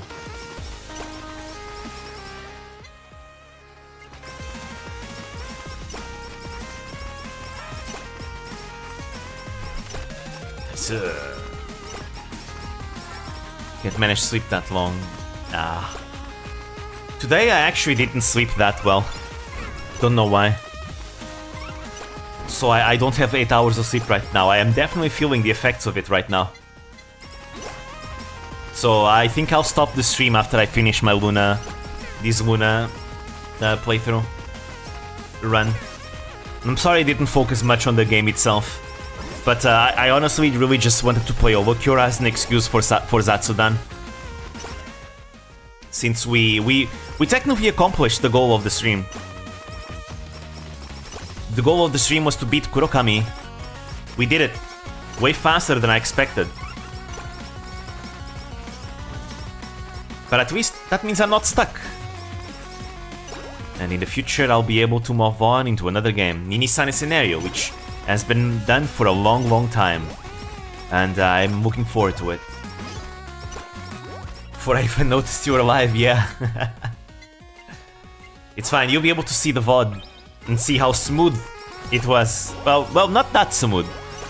It was cool. The Kurokami Fubuki fight is my favorite fight in the game. And that's saying a lot, because the other fights were great too.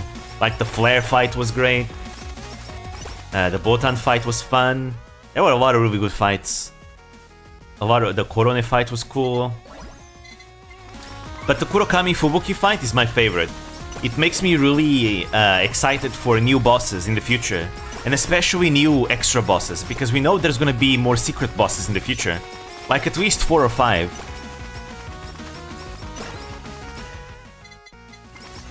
So I wanna see what kind of bosses they're gonna be, what kind of batshit insane mechanics they're gonna have, and like, they don't need to be necessarily more difficult, they just need to be cool.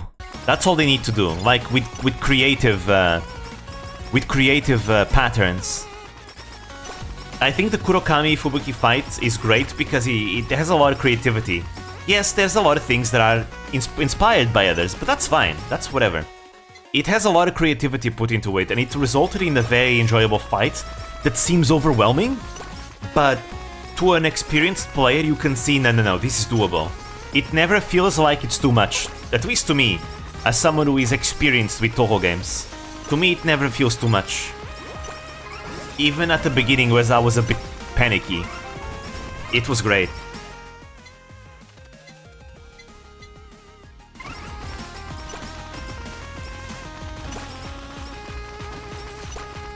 But yeah, the Nini-Sani scenario is a visual novel. It's a fan visual novel.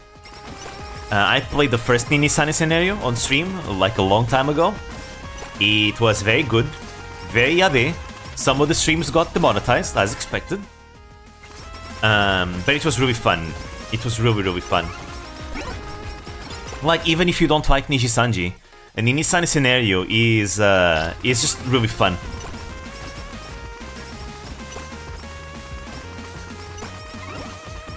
And apparently the second one, which is the one we're gonna be playing next, is even better. But that's pretty hype.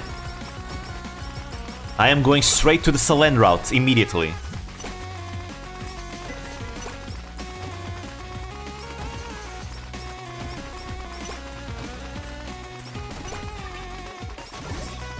There we go. Nice. Speaking about visual novels, Okayu is gonna have one as well at some point. Made by the same people that made the Aquarium, Entergram. Which is very reassuring, because Entergram did such an amazing job with Aquarium.